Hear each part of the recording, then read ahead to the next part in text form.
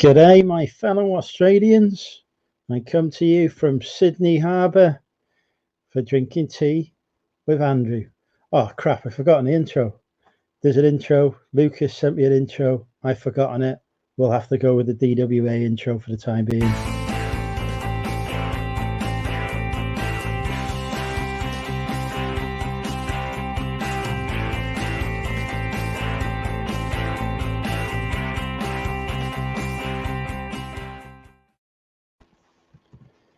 Yes, there we go. There's the drinking tea with Andrew intro that Lucas worked very hard on and I forgot to put in. Anyway, it's a Friday. I'm very full due to how do you get frozen beef burgers to separate? Like when they come in a pack of 4, there's like 2 on one side and 2 on the other, and they stick together in the freezer. So I ended up having to have a £half-pound burger rather than a £quarter-pound burger. And I'm now feeling very fat. The diet's going well. Anyway, 21 people apparently watching already, but only Rebecca and Damien have said hello. Hello, Rebecca and Damien.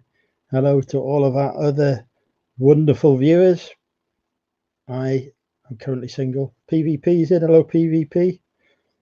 Tapped them on the. I hammered them. I hit them with the hammer, and it still didn't work.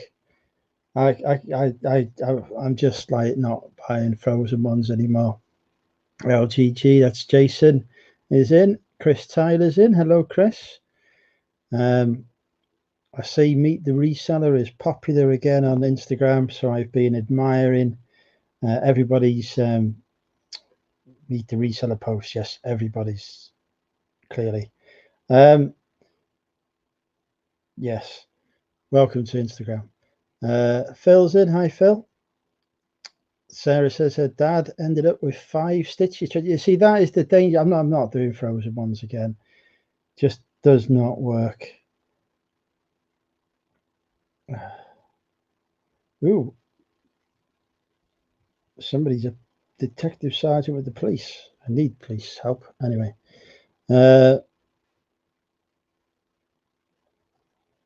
Olivia's in. Hi, Olivia. Welcome. So yeah, second episode of Drinking Tea with Andrew, the greatest tea drinking show on YouTube. Yeah, I'm not. The chicken burgers don't stick together. Why can't they individually wrap the beef burgers to prevent these issues? Because now I'm just feeling very bloated and it's just needless. Richard's in. Hey, Richard. Ali's in. Hey, Ali. Ali's looking forward to seeing me next week, I'm sure. Matt, I forgot to reply to your comments on my video, Matt, but it'd be good to see you in Wrexham if you can make it. I've got bloody crap at replying to YouTube comments. I should probably turn comments off really because I never have the time to respond to them as I would like to. Welcome, Aaron. Aaron's in. We have less viewers. People, I think, want drunken carnage. They're not used to this tea drinking. I have got a week off next week, so I may drink some alcohol next Friday night. We shall see. Depends how the week goes. Oh God. More British. I don't think you could get any more British than me. Although I am currently wearing a Japanese t-shirt. I assume it's Japanese. I have no clue. It's from the death pile. Welcome, Stephen. He's got the pleasure of my company tomorrow. Right, let's get this link in the chat. Chris has got a t-shirt. I couldn't even work out how to sell it or list it, and then I noticed I had a mark on it. I don't know if I had a mark on it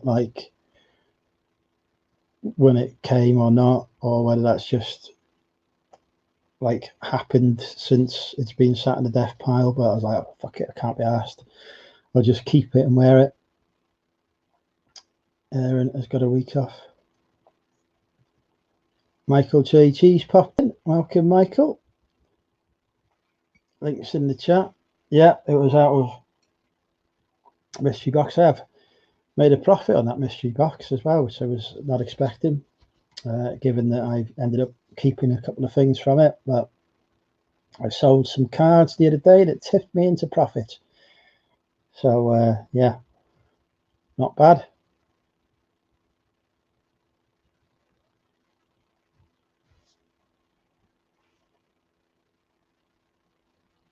Not bad at all.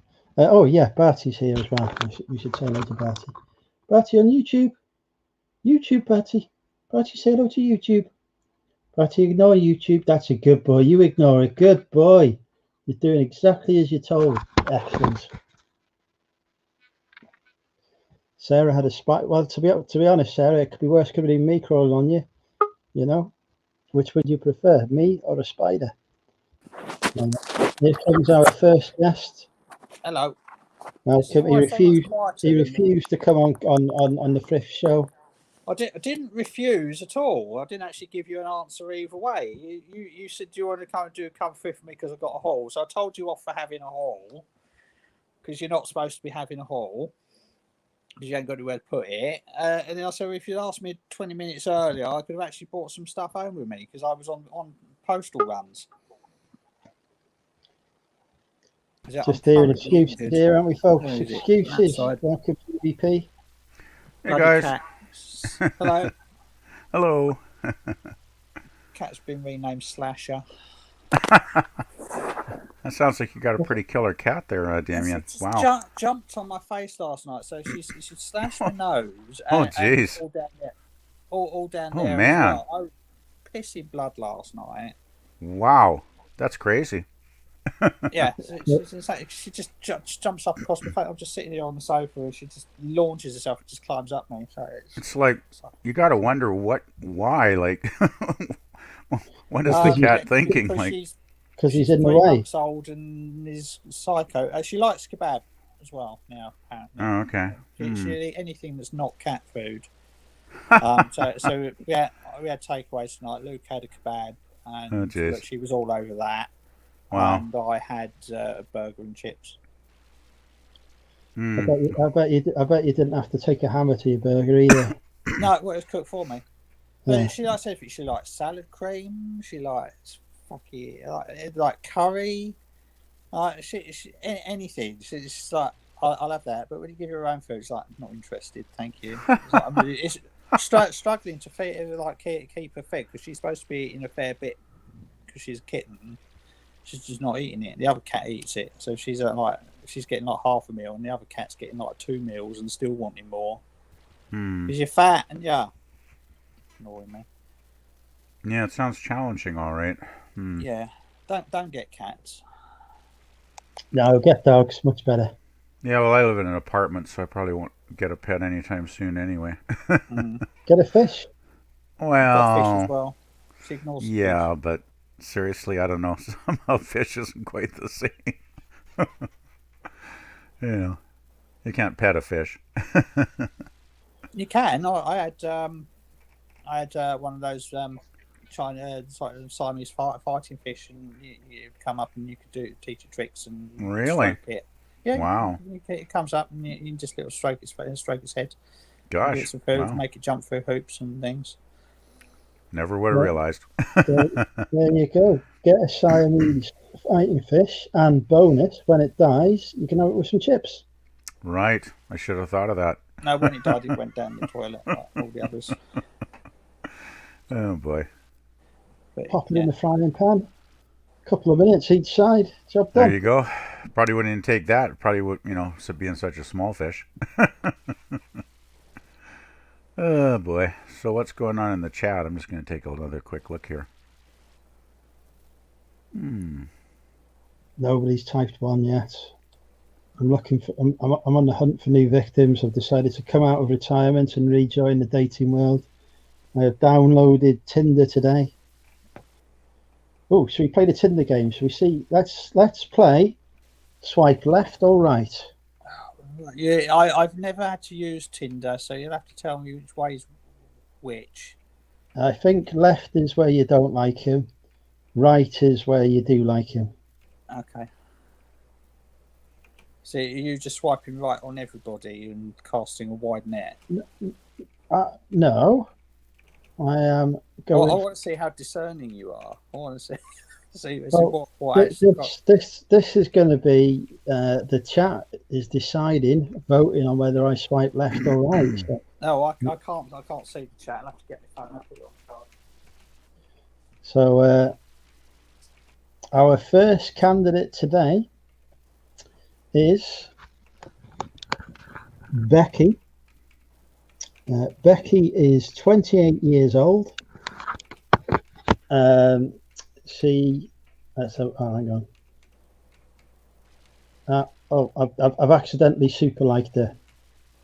Oh shit! What's super like? Oh no, I don't think I have super liked her. It's okay, right? Becky is 28 years old, and it doesn't tell me. Oh, here we go.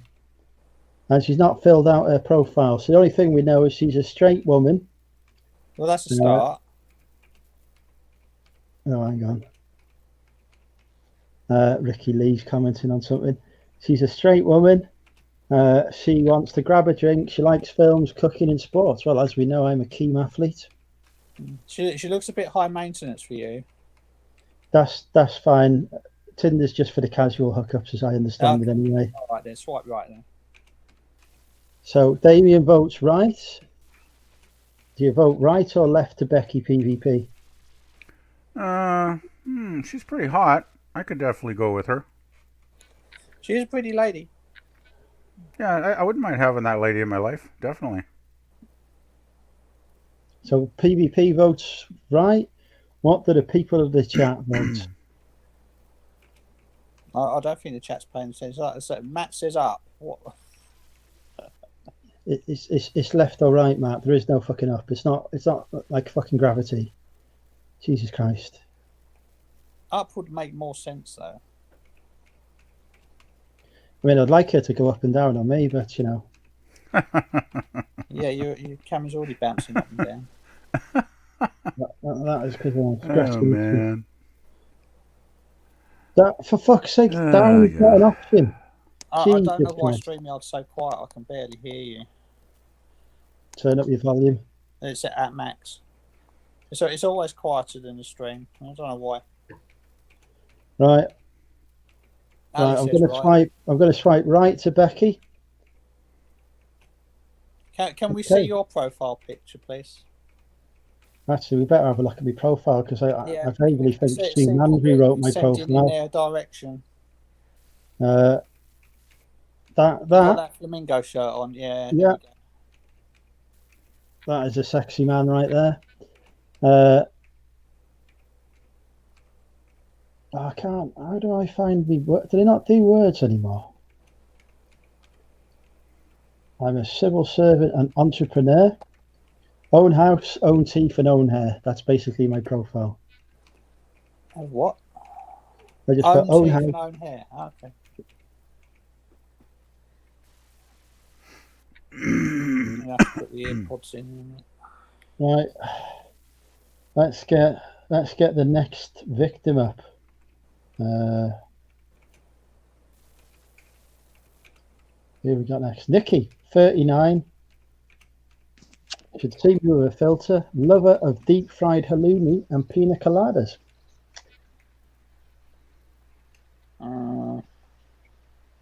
She's not bad. Not bad. Let's see if we can. She likes working out, tattoos, and foodie. Interesting combination. She's got massive boobs. That's a swipe left. Yeah, those look like implants. I'm not into the implant thing. I like I like real boobs. I don't know how to like. As long as they're nicely shaped. I don't think boob jobs are strictly necessary unless it's corrective. Yeah, right. Unless it's a medical. Sort of like they've had, but natural is always better. Yeah, so I just find fake boobs. I don't know. They just look like like balloons or something to me.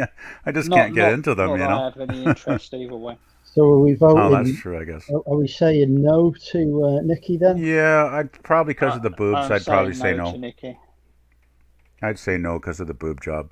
Okay, so what's the chat thinking? Nikki? We don't know if it's a boob job or not. She's Well, I don't know. They don't look that real she, from. Well, I she, mean, from what I can see. she could naturally have perky boobs like that at 39. Yeah, but those are a little too round, don't you think? They're a little too perfect. I don't know. Yeah, That's my beware of opinion. anybody that says they're 39 or 29 in a profile. Well, I was 29 once. Matt Well, says, yeah, right. you're supposed to be 20. Yes, she is a little old for me as I am 20, but I do like an older lady. So it's a no to Nikki then. Okay, we've voted no to Nikki. Next, we've got Kay. Guys turn girls crazy. Prove me wrong is her tagline. We know she's got a nose. Bloody filters. Oh, I don't like those bloody filters. That's Snapchat filters, that is. We know she can I'm wear leaving and coming t-shirts. back in because I'm all out of sync.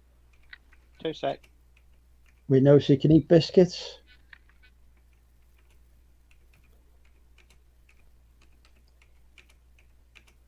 There is absolutely no pictures of her body whatsoever. It's just all of her face. So that always makes me suspicious.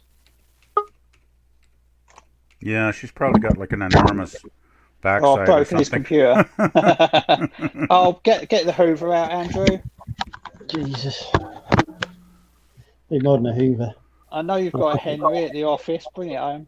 Need a fucking exorcist. Right, so Kay. We know nothing about Kay whatsoever. She says, guys turn girls crazy. Pineapple doesn't belong on pizza. Yes, it does. She owns her own company and works crazy hours. If you can't deal with that, go find a girl at the job centre. No. Chunkier in real life. Try to diet, but pizza and snacks does. If it's lockdown and I don't reply, I'm probably fixing my shitbox car. Real life catfish. Right, no, catfish straight out. We've had that before. No, I say no to her. Doesn't appeal at all. I need to change my search settings because these people are too far away. I don't like dating people out from Mexico. I mean, she sounds too demanding just on the bloody listing there. Yeah, I can't imagine what she'd be like. Too much, yeah, way too much. How the fuck how do I choose who I want to search for? So is this Tinder or something we're looking at here? Or? Yeah. Tinder. Okay. So have you ever got any luck on Tinder there, Andrew? I've had more luck on Bumble, right? Maximum distance 10 Bumble? miles. Okay, I haven't heard of that one. The world's moved on. We've not been in a relationship for 7 years. There's all these new apps and all that. I don't know what the fuck they are. Yeah, I've been single too long, so I don't know what the hell's going on with all this stuff. Next, we've got Sean. Sean is 33 years old. Not the most clear picture. That's just Andrew's camera. She's not bad. She's all right.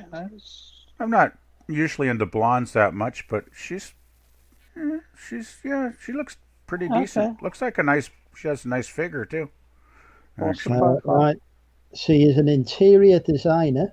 Okay. Interesting. Cycling, DIY, outdoors, food, and walking. Let's just give her a hammer then. Doesn't sound too bad. You're going to show me a screwdriver. What we reckon? We're going to vote. We're going to swipe right or left to Sean. So you can swipe right for her. I think I'd go for her. Yeah, I vote right. We're going to swipe right to the interior designer. Yeah, she had a cute face and a nice figure, so I'll give her a chance. Oh, Jesus Christ, this one likes Love Island, which is instantly like a fucking rejection from me. Anything to do with reality TV, I'm out of there. This is Basia. She is 39 years old. She does not have a picture of a full figure. Not a bad looking face for 39, actually. She's aging quite well, but... I'm not a fan of the ones that tend to colour their hair sort of purple or red or like unnatural colours. They tend to be a little bit unhinged usually, in my experience. Yeah, she could be a little complex, eh? Yeah, I Yeah, agree. they tend to be sort of. They're nice people, but they're sort of a bit Unpredictable. a bit over the top. Unpredictable. A bit like Yeah. Well, Basia likes Love Island, baking, reading, coffee, and cooking. Apparently, right, That's pretty anybody that loves general. Island, anybody that likes Love Island is automatic. So like left. Yeah, I'm not I a fan can't of the Love stand Island. reality TV. Right, It's a so left for me too. it's a no for Basia. Thing Who have is, we got next? baking and reading is such general stuff. It's like almost everybody does that, right? This is Clara. She's nice. She looks Not like bad. she looks like she could beat the shit out of me. That wouldn't be bad to have a girlfriend that could handle herself like that. Could be handy. I don't know. She's not No. not the Which one? cutest girl in the world. I mean, she's She's all right, probably but walking, running, coffee, and outdoors are her interests. She's not filled in her profile any more than that. too generalized again for me. And yeah, I just don't think she's that cute, really. So yeah. It's whoa, Andrew, what the It's that pack of quavers on the floor. Jeez, you're still dropping things even though you're on the tee? My goodness. No, I would expect that if it was a alcohol stream, but So, is it a swipe right or a swipe left to Clara? it's a no. That's a left, I guess. Okay, no to Clara. Sorry, Clara. Next, we've got Carla, but not Carla from Bristol. This is Carla is 31 years old. She's got a very flat stomach by the looks of it. Yeah, nice figure, but I can't see her face at all. Here we go. Yeah, that's quite nice actually. She is a foodie. She likes wine, music, and working out. Depends what kind of music. But she's not got that specific. Yeah, that's the trouble. If she's into like rap or something, I'm definitely not there. So what are we Very saying? very attractive girl though. Very nice. What are we saying to Carla? We're going to swipe right or we're going to swipe left? I'd probably give her a chance and go right just to see, get to Have know a her. conversation. Yeah, see what kind of music she likes All right, we swiped right to Carla. because she's quite attractive. Next, we've got Steph. Steph is 35 years old. Claws, bitch. Yeah. No, Yeah, she's she's quite nice. Yes, she's Very, swipe right for Sort her. of, sort She of classic is- beauty there. She's Almost looks like a movie star. Claws. hang on, we've got a problem here. She's looking for a relationship. That could be dangerous. She's looking for a relationship. I'm open to that. Loves, for fuck's sake, it's me, not you. Who's bloody dated her, Christ. Oh my God, Andrew. Right. She's looking for a relationship. She loves socialising, loves adventures and travel, and looking for someone to share these with. Does going to a car boot count as travel? No. Probably not. Okay. Well, probably putting thinking in like current restrictions, it's about as good as it's going to get, I think. So what are we saying to Steph? She's Well, I don't know. she's not compatible. She's nice, but if she's not compatible with your yeah. If you don't want a relationship, there's no point, Yeah. right? I don't know. I might want a relationship. I've not I mean, met her. she looks decent and everything. It sounds like she could be an interesting person. I don't know. You could always give her a chance, I suppose. So what are we saying? Right or left to Steph? I'd go right. I think. So PvP's gone right. Do you reckon, Damien, right or left? you're possibly right. Jesus Christ. Right, we're going to go right. Yeah. Okay, next we've got Alex. Alex is 29 years old. She enjoys Wow. socialising. She's only got one picture. She says she's friendly and enjoys socialising. In other words, she gets drunk on a Friday, Saturday, and Sunday night, and probably Tuesdays as well. Yeah, I'd have to go left. Just Yeah. So we're not going not left. appealing. And one picture's kind of a giveaway, isn't it? When I only put up one picture. All right, next we've got Heather. Heather is 36 years old, so she's Hmm. 16 years older than me. She is a pizza lover, sleep enthusiast. She likes the beach, nature, meditation, documentaries, yogi, whatever the fuck that is. She's a wannabe surfer, world explorer, and red wine lover. Loves petting all the doggos. No short guys, apparently. Well, like Okay. if you're right there, you just say, "Hi, I'm 6'4". She wants something to look up to. That's a nice She almost picture. does she look like she's had Botox in her lips or something? Those lips look Probably. awfully plump. Yeah, I just not get. Very I'm sort not of feeling it. Not very feeling it. I'll go. Bridget Jonesy kind of look. Yeah, it's left for me. I'm not feeling it. Mm. She sounds a little too complex too in some of Everybody's the list. pics are highly edited, Sarah. They're all Instagram wannabes, aren't they? So he's saying a yes, so my pictures aren't edited. Yeah, don't talk about the girls. So he's saying yes or no to Heather. No. No to Heather. No, Okay. no for me. Okay. Bye bye, Heather. Jesus Christ, we've got Kitty now. That's Kitty's initial picture there. She's upside down. She'd strangle you. Kitty is 37. Jesus, that's quite a picture. She is pansexual. Here we go. That's a picture of her.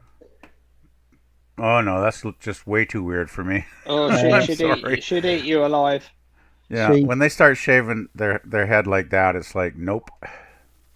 Old enough to know better, but too busy refusing to be a proper grown-up to care. Often telling a not so small boy to do as he's told. Occasional sexy meddler. Don't know what that means. She likes aerial arts, books, cats, and cooking, and changes her hair a lot. Aerial arts, that's a good one. That means she's a right. So is it, yeah, I'll go no. So it's a no to Kitty. Okay, goodbye, Kitty. Definitely. Hope she finds what she's looking for soon. Kelly, 30 years old next. No. Another one that looks like she's been on the lip filler. Yeah. She is into films. She's a dog lover.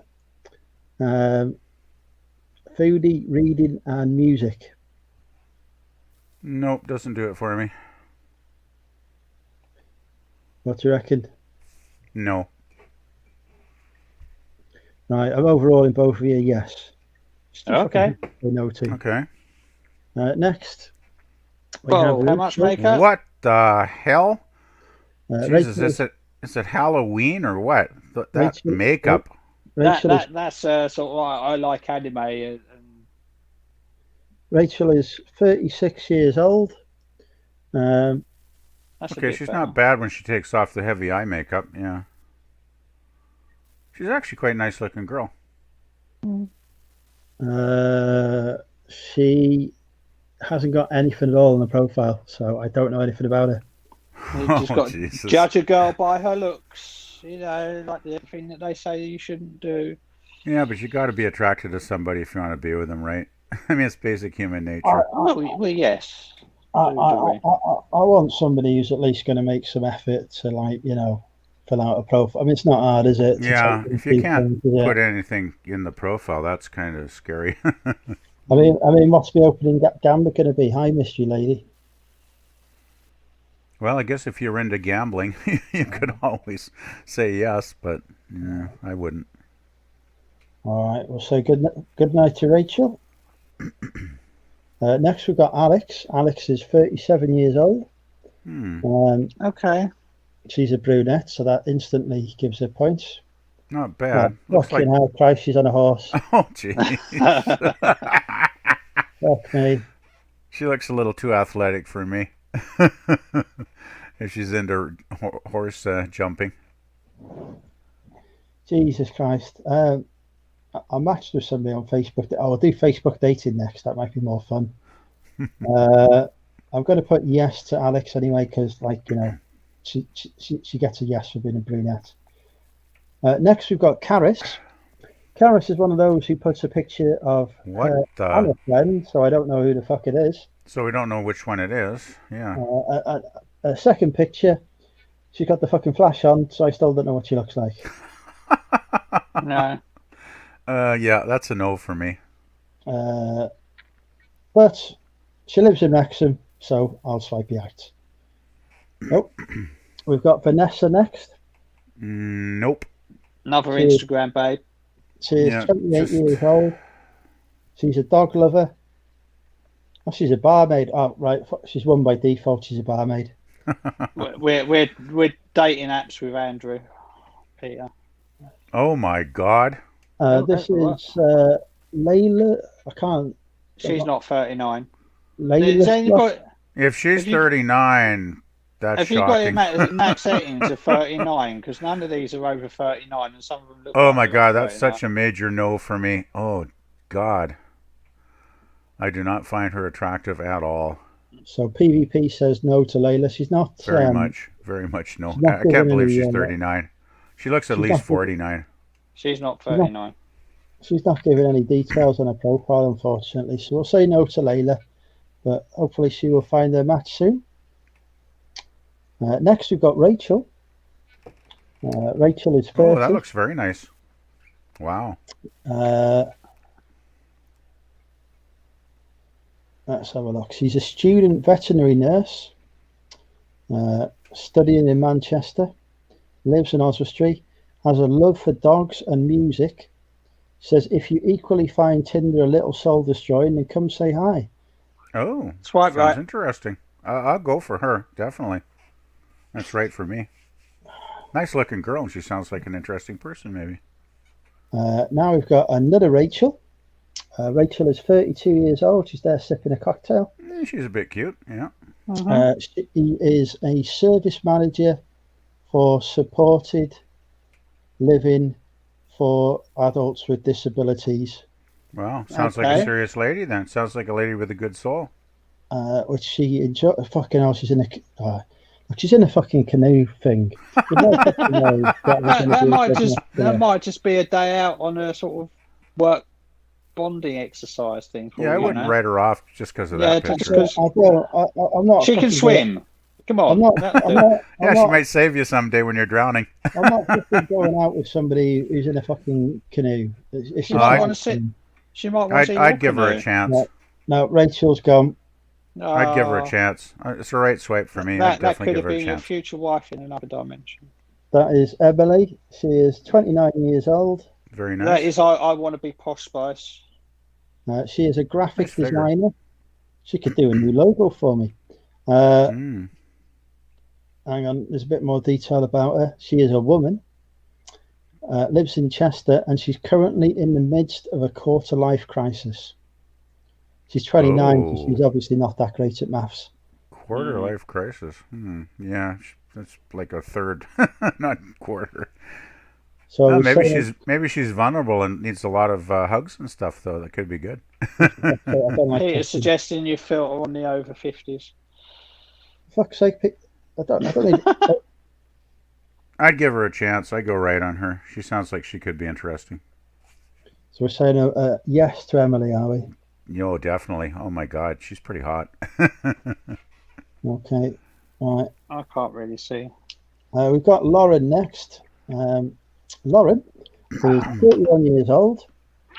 Sorry, Cat. She is a dog lover. She's a down-to-earth girl looking for someone to share adventures with. Needs somebody who can catch spiders for her. And she says mental health is her passion. Wow, she sounds perfect for you. Fuck me, she's gorgeous as well. Yeah, oh my God, she's Okay. she's hot. So, She's really cute. so are we saying yes or no to Lauren? Definite yes. Right, so we've gone yes. Next we've got Bex. Bex is 35 years old. She is sat there No, holding a glass of wine. that's She's a very foodie. red lipstick. She likes walking, being outdoors, comedy and wine. I believe that's her in her work environment. She's a decent looking girl. I don't know. I'd give her a chance, I guess. So I'll say yes. We're saying, what do you reckon? Yes or no to Bex? Well, she No. looks nice, but there's not a great deal of information. I'd give her a chance. One date kind of thing and see what happens. All right, we're going to light backs. Next, we've got Let's Get Vaccinated. Hang on, I'm not going to Yes. put the dating profile. Well, I will That's be getting my 100% second yes. one in a few months. Like, Mine's in August, unless they bring it forward. Yeah. Yeah, mine's probably somewhere around then, too. It's been about a month, so I think I've got at least another 2 or 3 months to wait. Have you got this Delta variant over in Canada? Which one? The Delta variant, the Indian one. Has it made it over there yet? Are you panicking I about haven't that heard like we much are? about it. I think they might have had it in Ontario, but I'm not sure if we've got it out here in BC at all, actually, Damien. Okay. Next one, Andrew. Nadine, she's 34. She's a beautician. And Obviously. MCA. Everyone's a beauticianist. She says she's not interested in what car you drive, how many houses you own, or where you got your teeth from. If you've got sarcasm and bants, well, I've got pants. We'll get it's fine. Bants. I'm a glass. I mean, instantly, as soon as you use the word bants, I mean, that was a fucking no for me. That's Yeah, I'd go with a no. I think she looks way too made up, too. I like a more natural looking girl. Next, we've got Tasha. Tasha is 35 years old. School teacher. Says, what's with the profile pictures? Profiles with no pics, not looking for a hookup. And she's got a very large bottom, apparently. Too big for me. That is a big bottom. I'm not into big bottoms. Don't know why why you would put that picture up, to be honest. Yeah, it's not the best picture. That's a no. That puts me off, really. Like, not because there's anything wrong with it, it's just the fact that you would choose to put that picture on a dating profile. So say no to Tasha. Yep. Next, we've got Lisa, who is apparently 34. Those look like nice boobs. She's into pubs. She's food, cooking, some other weird shit. Yeah, Lisa's not happening. Yeah, I don't know. I'm kind of on the fence with her. No, Kim Kardashian can do one. Can't stand a woman. We've got Byrony next. She's 27 years old. There's another Snapchat filter on there. She is 5'8", blonde, curvy, no thigh gap included. Don't know what that means. Means that she eats. And is worried about being a skinny bird. Spiritual manatee. Don't know what the fuck that means. Tattoos. Has an obsession with buying pajamas from Primark. If life gives you melons, then you're probably dyslexic like me. Lover of beards and dad bod. Needs something like true crime documentaries. Fuck that, no, she's gone. Like her. Oh, she likes beards, though, Andrew. Next we have Carpe Diem. That's not a real name. It can't be. Not doing it for me. I'd say no already. She likes outdoors, food, travel. I mean, seems like everybody likes outdoors. Yeah, that's a no for me. So say no to Carpe Diem. Okay. Who have we got next? So we try Facebook. Yes, get off Tinder. Go for it. The one that's correct now is a Davina.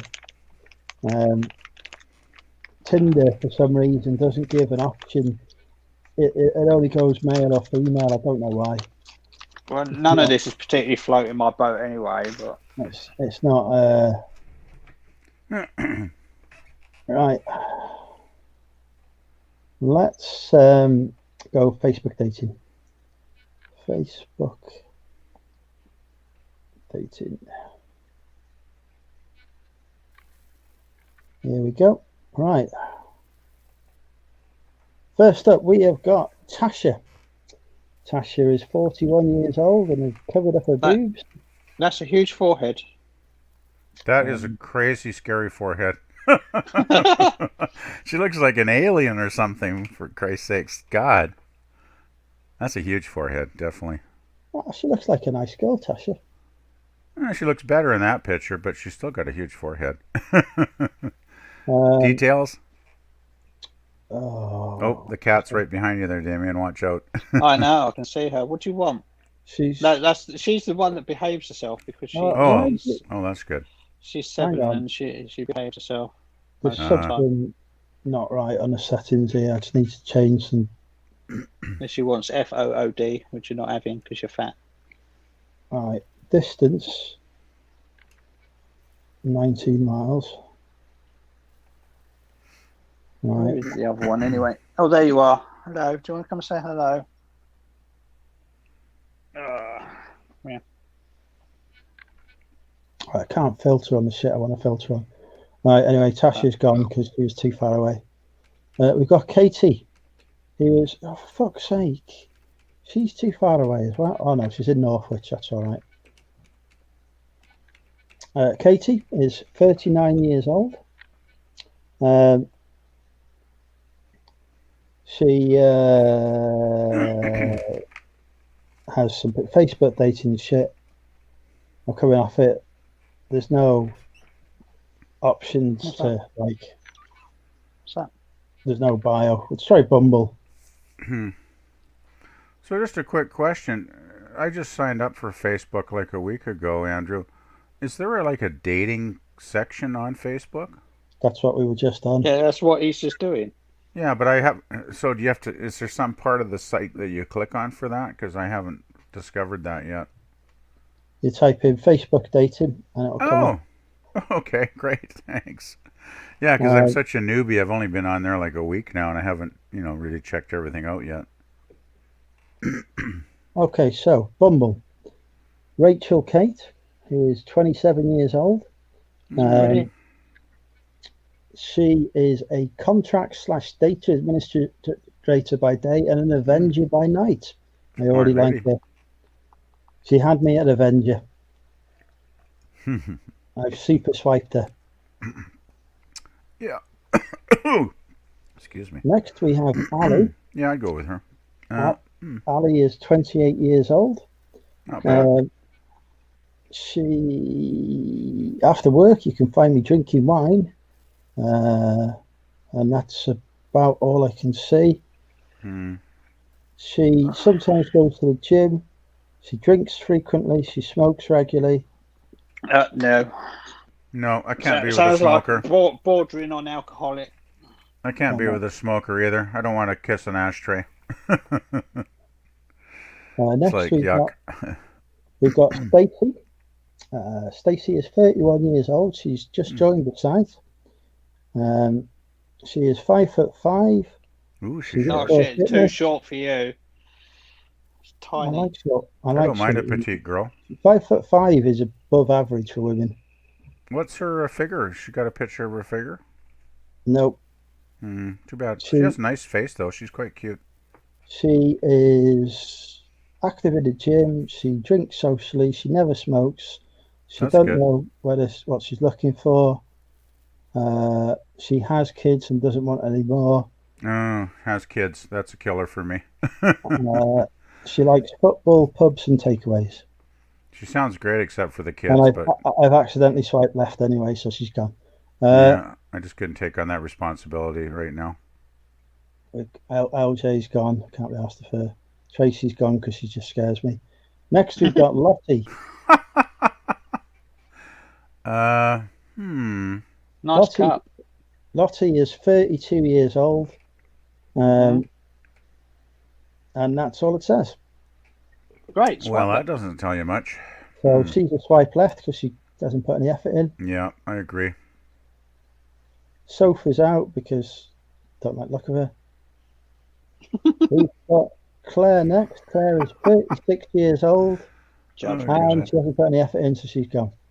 Kathy's gone. Faye. Faye is 39.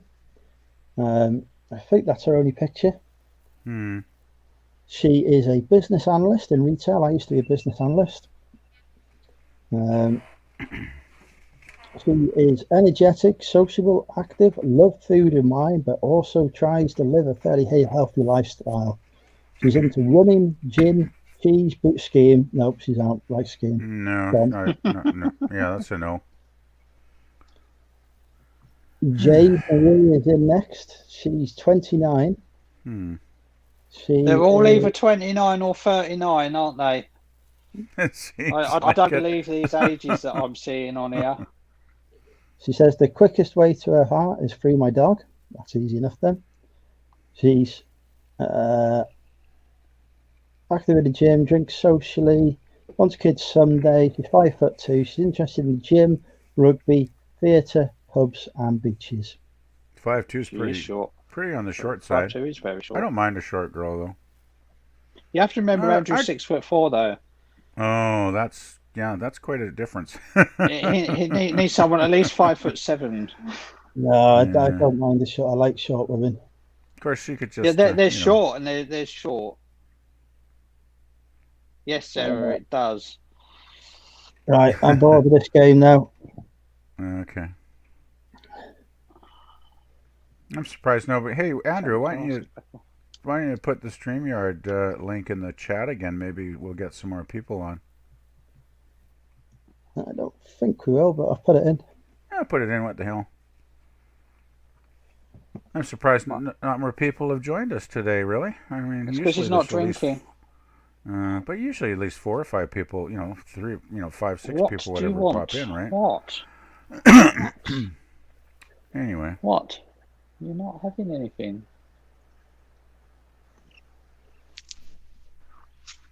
So that's your good cat then.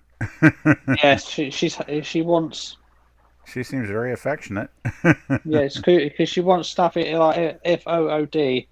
Right. Unfortunately, she knows what that word is. Yeah, she does look like she's getting a little chubby there. She is because she's eating the kitten's food. Yeah, see, like I said the F word, and she's like, "What?" She's like, "Feed me." You're not she's giving you that look. Giving you that look, trying to make you feel guilty. Today. Yeah, 4 meals. Oh gosh, you had yours, that's cute. and then you had the kittens, and then you had the same again at tea time.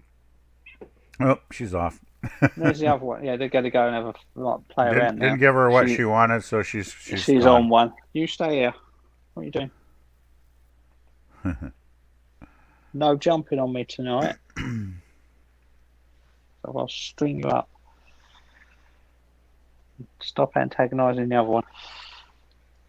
Bear with me, I'm just flirting on Instagram. Aye. So after all that with Tinder and Facebook and all that, and Bundle or whatever it is. Everyone's doing fucking Meet the Reseller on Instagram, aren't they? So I'm just working out which ones I would actually. I'm working out which ones I would actually like to meet, and which ones I would rapidly unfollow. Well, is it just meet as in general, meet as in romantically kind of meet? No, it's just like people putting pictures of themselves and introducing who they are. Obviously, I'm commenting on the pretty ones who have not mentioned that they have partners.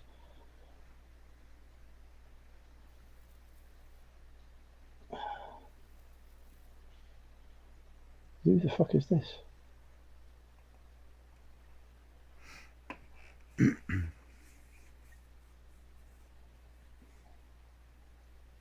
PvP's bored of me and Andrew. He wants somebody else to come and chat. No, I didn't say that. Please, can somebody else come on? I've had enough of these two. No, you guys are great. It's just usually there's like at least 5 or 6 of us in here all chatting away, and it's always more fun when you get more people's opinions and stuff, right? Hey, this has been great fun so far. I enjoyed Andrew's, looking at the social media. No, there goes the camera. Oh my God, he's died. Need to attach your laptop to something. It's the camera that needs attaching, not the laptop. Oh, so you got the camera on top of it? Okay. Yeah. Not got a built-in one.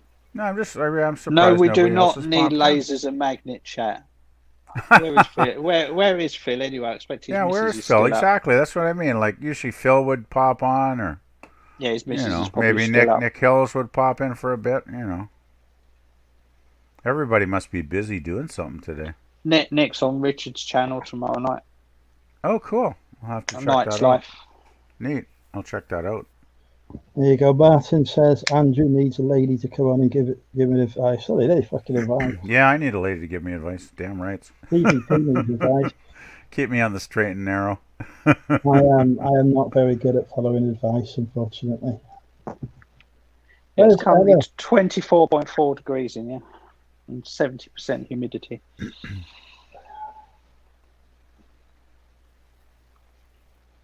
You guys had a warm day there, it sounds like. Wow. Yeah, it's been quite warm. It's very, very humid and sticky. I need to open the window. I've got the fan on. Oh, yeah, now the sun's gone down, I can open the window a bit.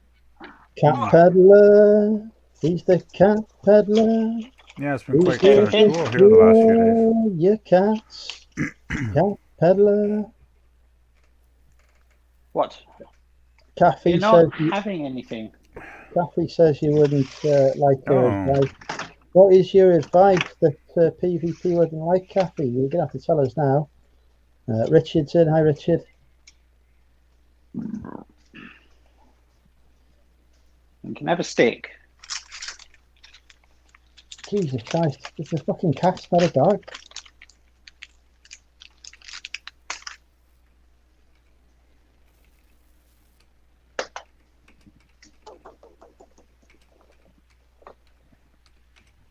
Oh, now watch this. Come here. Come on, then. You want to see this thing eat up here? Look, watch this. She deep throats these things.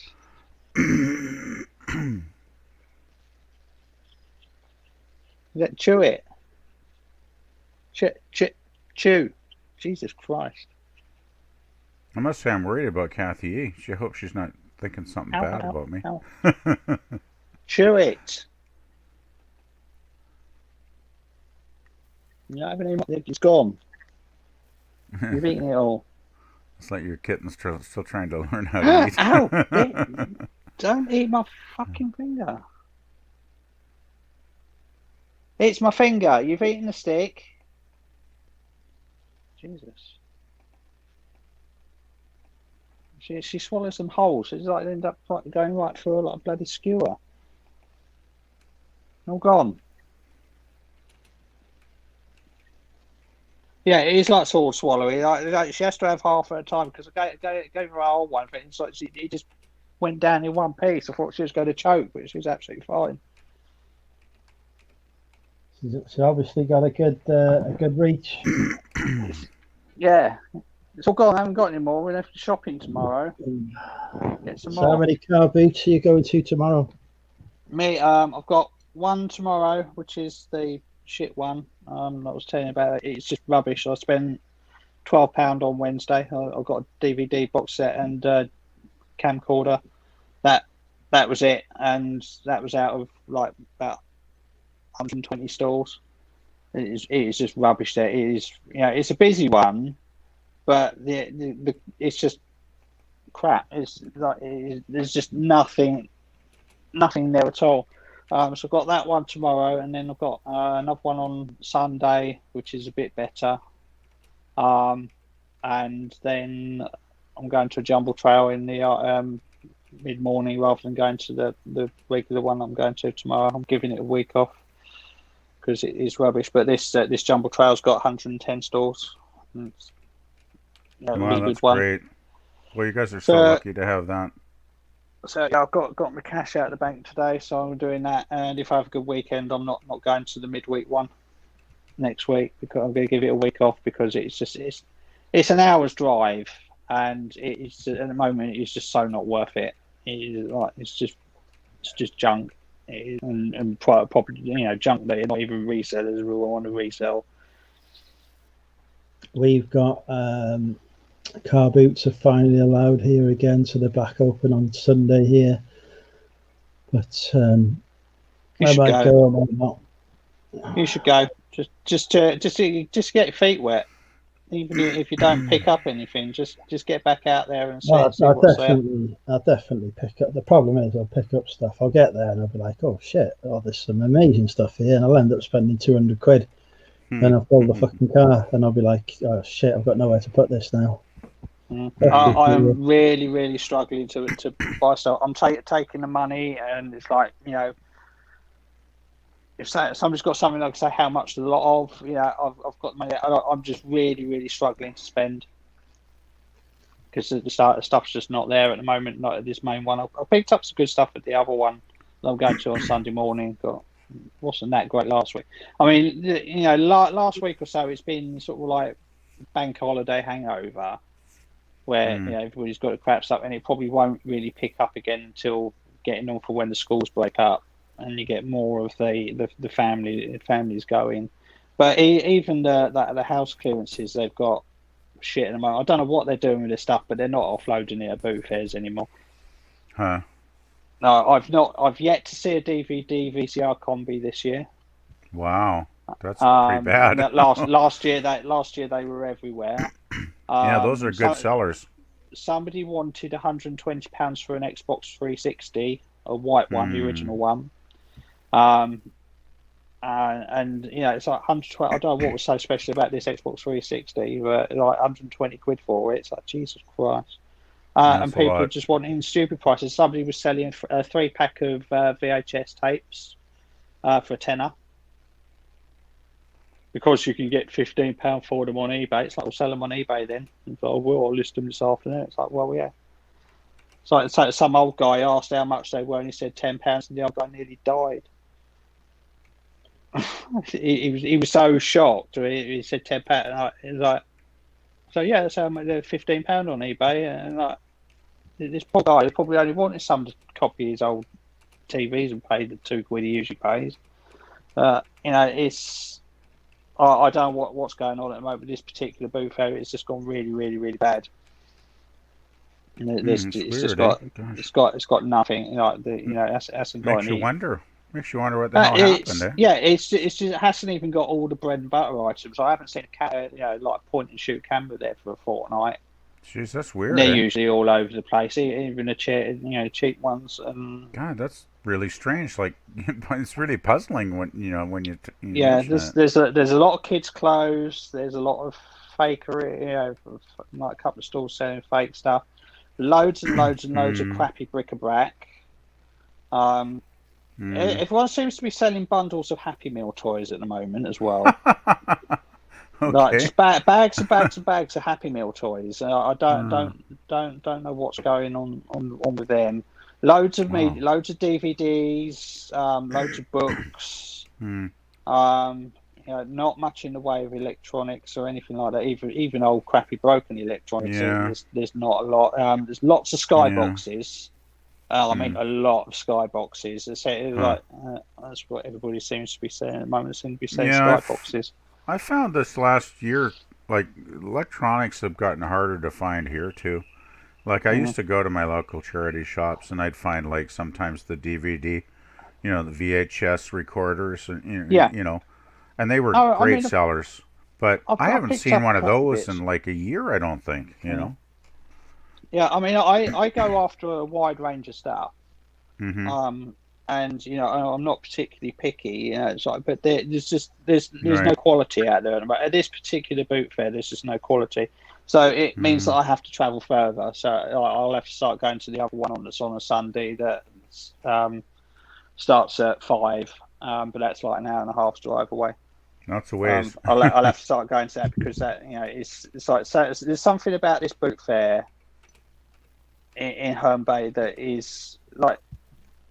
It's like the quality of the stalls is just not very good. What are the demographics of the local population like? Is it a poor area or a rich one? It's reasonable. I mean, Whitstable's got its good, it's good end, and it's poor end, the same as most towns, and Herne Bay's all right. But if it's the only one, so you get people coming from most of Kent, most of East Kent on this one. And it is busy. On a Sunday there'll be like 400 stalls there, and even last Sunday I probably spent about 20 quid. Wow. On a good 250, 300 stalls because there's just not stuff there. God, that's horrible. It's either they're either asking eBay prices for what they have got, or they just haven't got it at all. Man. And all the other boot fairs are fine, that I go to. It's just this particular one, and it's just like I just don't think it's worth going to anymore. But it's a stampede as well because they let everybody in at 9:30. Sounds bad. They open the gates at 7:30. Nobody is allowed to stall out until 8:30, so everybody's got to sit there until 8:30. So they have an hour to set up between 8:30 and 9:30.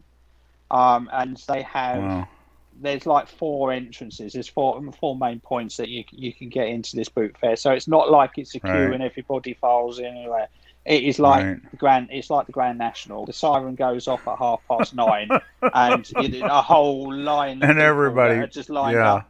Literally, like they're climbing over cars to get to it because you got. There's like a wave of humanity coming at you. It is. It's insane. That sounds horrible. Actually, literally everybody is running off. Oh God. But last year it was fine, and up until about weird. 3 weeks ago it was all right. It's just this last few weeks since just before the bank holiday, it's gone to shit, and there's so nothing. Weird. And I've gone to about 4 or 5, because it's on 3 times a week. I've gone to about 2 weeks worth, 3 weeks worth. That's so weird. Where it is like I'm just struggling to pick up anything. I'm just wondering, Damien, do you think maybe has someone else maybe taken over running it or something? No, it's still the same people. It's not the people. It's the same that you always get the same traders there.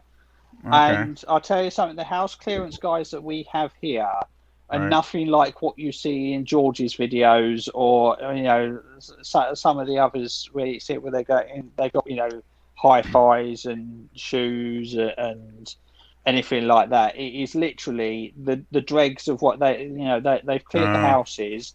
They've obviously sold whatever good stuff that sold they've the got, good stuff, and now they're clearing the crap. The boot fair is literally they are. If I don't sell it here, it's going to the tip. They're getting rid of the dregs. So, they're getting rid of the dregs, and they're not replenishing either. They're not. Okay. It's the same stuff week in, week out. And that sucks. They're not getting any new bits. That's not good. That's not good. Yeah, it sounds like a waste of time, really. To be honest, one of them wanted had a Blu-ray player, and they wanted £50 for it at a boot fair. That's too much. It was like I can probably buy one new cheaper than that. It's probably only a sort of 40 to £50. It was like the going rate, and what else did they have? Somebody had a gaming store, so they wanted £50 for a GameCube. They had a Dreamcast for £80, and they had a Sega Saturn for £100. And they were not in very good condition. They were dusty and covered in crap. There's no way I'd pay that. I mean, a Sega Saturn only goes for about £80 on eBay anyway. So he was wanting more than eBay prices. Yeah, that's crazy. I mean, it's just like a waste of time, right? At those prices. It's like you bring, it's like I said to you're bringing these to a boot fair. Nobody's going to buy them. You're just unpacking them to show them off and then take them back home again. Yeah, it's just a waste of time, really. It seems silly. It's like the whole idea is to get rid of the stuff, right?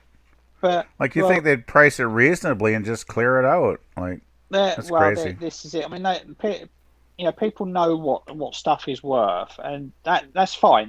People have got the right to sell their stuff for whatever they want for. If they want to look it up on eBay and they want to sell something that's worth £50 for £50, then that is perfectly fine. But they also can't expect to sell it in the middle of a field because nobody's going to pay. Well, the thing is, they should just list it on eBay. They don't want to list it on eBay. It's like, I don't want to. Don't have to. They're too lazy or anything like that. No.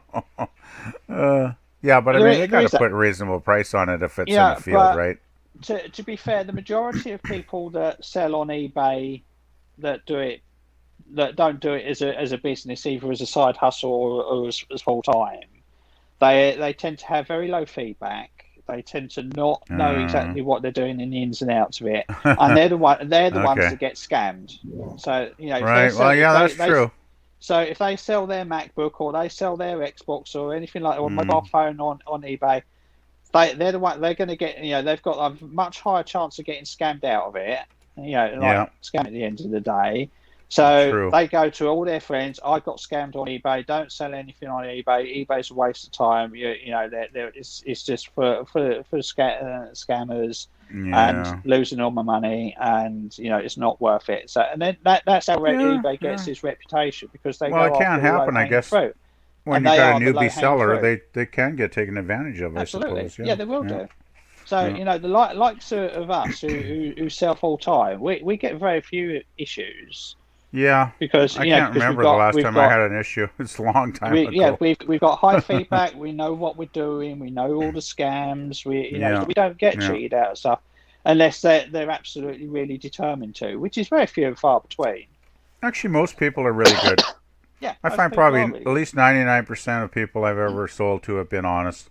It's just that small percentage. I mean, I had a return. Opened on Wednesday, and so it was the first genuine return I've had, because it was a dictaphone, a little cassette dictaphone, and she said, "Can I return this because the cassettes that I've got that I found, which were of my mother's, wrong size, don't fit it." So she thought that they'd be messages from her mum when she was younger, when she was a kid. Oh, that's she wanted cool. to pay them back. Wow, that's really cool. But they were the wrong size, so I'm assuming they're Phillips tapes, because Phillips tapes are different. Yeah, they can be different sizes. Yeah, definitely. Yeah, so she's put it in the post there, and I've refunded it already. The thing hasn't turned up, and it won't turn up until on Monday or Tuesday. Right. Because I've got it's a £20 refund. Mm-hmm. I'm not, I don't want it hanging over me all weekend, because whether it's true or not, refunds can sort of cut your traffic a little bit. And it's like most people are genuine. It's like I know what I'm getting back. I'm quite happy with her. It's a genuine reason. She's paid the postage herself. She's put it in the post, and the Royal Mail have scanned it and picked it up. Here, have your money. Because even if she sends me back a brick, everything's going well then. Even if she sends me back a brick, I've still got to refund her. So it's like, don't. Well, hopefully she won't. It's like for £20, it's not worth fighting. No, shit, I take it on trust. You're right. But if she'd sent me a brick, then I've still got I've got to still end up refunding her 50% and going through all the hassle and all that. Well, it's like, that's a big flaw, isn't it? Though. Yeah, she's opened an honest return. She's paid for the return postage. Have the return, have the refund. It's all dealt with. It's all closed. Yeah, it's better to just get it off your mind and move on with other things, right? If it's fine, I'll relist it next week. It's not an issue, but it is. It's most people are honest, and I've got no issues doing that. Most people are really good, stuff. If the refund's under £20 and it's genuine like that, I'm quite. Yeah, it's not enough money to really stress over, right? I mean, No. So you're not taking the cat peddler approach and blocking anyone who opens a refund request, irrespective of their reason. Not if they're honest. It's a genuine thing. I know exactly what she's done. She's got a Phillips tape, and it doesn't fit. Because I got caught out like that the first time I picked up a Phillips dictaphone, because I picked it up and tried it with my tapes on it, and I had to go hunting for a Phillips tape, and so some very nice viewer of my channel sent me a Phillips tape, because I couldn't find them. So it's it was about as genuine as it gets, and even if it's not, it's £20. If she sent me a brick, she's only 20 miles down the road, so I'll go and give it back. And she's near the seaside as well, so it'd be a nice day out in this weather as well. But yeah, I've got no issues giving out. Just getting, it's good customer experience. She's posted it. She's done her job. Quite happy to give her a refund. Yeah, that's the thing. When someone do it on trust. When a customer treats you right and treats you with respect and follows the proper protocol and they do everything correctly, it's like no problem, right? Yeah, she's done it back in the time manner. She obviously had to probably do it to me, because she posted it like 3 minutes to 5. So she's obviously on a Friday afternoon. So she's obviously had to do it after work. I know the feeling. So I'm more than she's paid the return postage. It's like, there, have your money. Oh, that's great. Well, she sounds like a good customer then, really. I mean, if she's paid the return postage. She might come back in the future. She might buy something. Definitely. Else. I mean, she might come back and buy a lot of stuff in the future, because you've treated her right as well, right? Yeah. So everybody's happy. Yeah, it's all about the good customer service. Exactly. It's all about treating people, as they say, the golden rule, treat others as you want to be treated, right? Treat people well. Most people are basically honest. They are. They are. I agree. If she'd open up an iNad, then yeah, I'll be waiting until I got it back. Because I know there was nothing wrong with that thing. Right. But, it's like, so she's opened it up, decided it's not, doesn't like, she's open, honest, so. Yeah, I don't have any problem with customers who have an honest issue, and they're honest, right? They tell you what's going on, and it's the few scammers that get to me, like, oh man, I haven't had one in a long time, but some people can be really bad. You're going to get scammed, but yeah, exactly. Yeah, some people. I mean, very rare though that I've gotten scammed. I mean, I don't think I've ever lost that much money, really. Hi, Jess. No, Andrew's like head turns to the screen. He's like, hi, Jess. Evening, Jess. Bloody heartbreaker. Through the letterbox or through the window. Oh, I'd hand it back to her in person. I'd knock on the door and say, here's your brickbat. See her face. And I'd take my camera and film it for YouTube as well.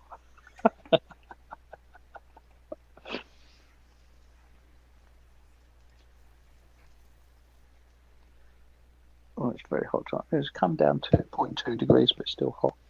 So you guys are roasting over there, are you? It's all right. It's comfortable in that. I mean, it's 24.2 degrees in here and 66% humidity. It's gone down 4% humidity since I opened the window. So.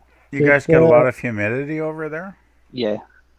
Really? Oh, yeah, that's not good. I hate humidity. It was awful last night when I was reorganizing stock in the new unit. That's not good. I hate humidity. Is it hot in there? My office is cool. My office is cold. It's cooler in there than it is outside, but when it's like 1,000 degrees outside, it's still going to be 1,000 degrees in there. Well, 900 degrees rather than 1,000. So. No, it's better. I've not had any need for a fan in there. I've never realized you guys had high humidity over in the UK. That kind of sucks. Well, we're an island. Humidity. We're an island, so we've got we're not never that far away from the water. From the moisture. That makes sense. Yeah, I get it. When I lived in Vancouver, you could almost feel the moisture in the air because it's right on the ocean there, right? Yeah. Yeah, so yeah, I understand. It's very, very cloudy and very, very sort of humid and sticky. The weird thing is, though, even in Vancouver, though it's right on the ocean, we never got humidity because we're on the west coast, and we get like the jet stream coming in off the ocean, which is like a cool breeze, right? And we just don't get humidity out here, in BC where I am. It's nice actually, because I've been back east a few times on the holidays and stuff, and I went to Washington D.C. once for like 3 days to look at the Picasso exhibit they had at the National Gallery there, and oh my God, the last day the humidity just hit, and it was like taking a sauna. It was horrible when you went out of the air-conditioned buildings, right? You're just drenched, it's so warm, So yeah, I totally get humidity. It's not fun. eBay's been very up and down this week. Yeah, it sounds like you guys have had some slow sales or something in the last week. It's been saying like today I've done £26. Yesterday I did £236. The day before I did £18, and the day before that I did really up and down. Up down. It's crazy. About a month ago, it was fairly steady. Have you given up on your thinking you can get a flat graph? It was working fine up until about the 24th of May. So something else happened after that, and then it just went. It was. I was like last half of May was fairly steady, where it's like fairly sort of even out for the day, and then like this half of the month is right. up and down, up and down, up and down, all over the bloody shop. I don't know what's going on. Wow, that is quite. Yeah, that is the up and quite down. The difference. That's wow. Yeah, that's like just move my fingers out of the way. There we go. So like first half of the like the last 31 days, it's fairly steady and consistent day by day, and then all of a sudden it's just like badoy. Oh god. It's absolutely crazy. Yeah, I think the only way you get more up and down would be if you're watching a porno channel or something. That's crazy. I can't believe that the sales are so inconsistent. Like, man, that's weird, eh? You think it's because that we're almost into summer now, that there's less people maybe on eBay, so there's not as many sales? Well, it's not that. I mean, I'm selling more. Okay. Yeah, well, that's good at least. Yeah, so I'm listing. But you're just not as high priced items then. Well, it's fine. I mean, my average like yesterday, my average selling price was about £28, which is higher than normal. That's not bad though. That's not bad. Yeah, it's good. And I've only sold 2 figures. Well, 3 technically, but one of them got added onto yesterday's figures for some reason because it was like 12:30 at night, and eBay can't count. Right. And it's just very, very bizarre. So it seems to be everything selling in a day, but averaging out over the week, it's been a good week. Right. Well, that's the main thing, I guess. It says I'm 30% down on last month, but that was only because I had a £400 day on the 1st of April, first of May. And you can't really beat a £400 day on the first. Tell me, yeah, £400 day is not bad. £400 day is pretty nice, actually. Apparently, I have an offer, but it's not come through on the app yet. No, and there's nothing there. eBay's glitching out again. It's telling me I've got an offer when I haven't. No, it's gone again. Bloody thing. But yeah, it's very, very strange. So be interested to see how it goes over the weekend. Saturdays is always my quietest day. I have discovered the key to consistent sales. My graph is list. Yeah, just don't list for three or so weeks, 4 weeks, and the graph just flattens. Yeah, 40 quid every day. Huh. Well, that's still a £200 week, Monday to Friday. If you do that, right? Yeah, you're just working. Yeah, you're just living on the momentum of having 1,200 items. Yeah. At the moment, aren't you? It's just purely a numbers thing. I'm just sat back, relaxing. As long as the money keeps rolling in every day, though, that's not too bad, I guess. I haven't had a no sales day in quite a while. I want to see if I can work out when my last no sales day. Yeah, no sales days kind of suck. I nearly had one. I was like 10 to midnight, and I had 30 quid come in. 2 sales come in quick succession. That's nice. Hey, Andrew, I watched your stream earlier today when you were showing the ladies' coats and stuff.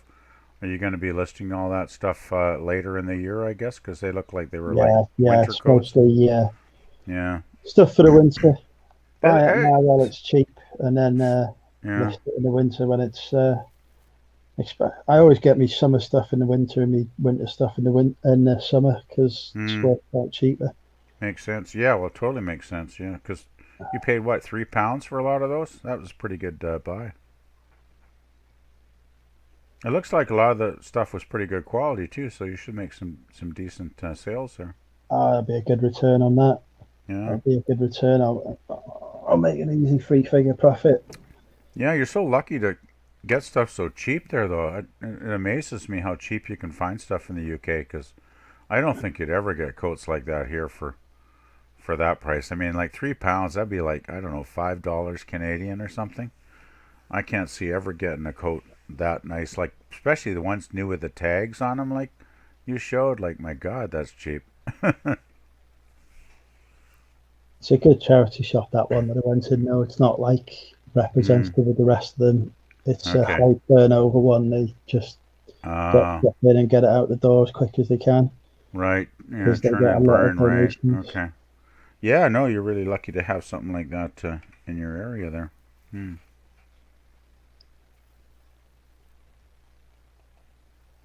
I think Damien's now dead. No, I'm still there. I think he's looking My at his last phone. no sales day was the 9th of April. It's not bad. Yeah, 9th of April. It's a convoluted way trying to bloody work out when that was. Because if you go into your sales and you try to do anything more than a month and all that, it breaks it down into week by week rather than day by day. What mine would have been 2018 sometime.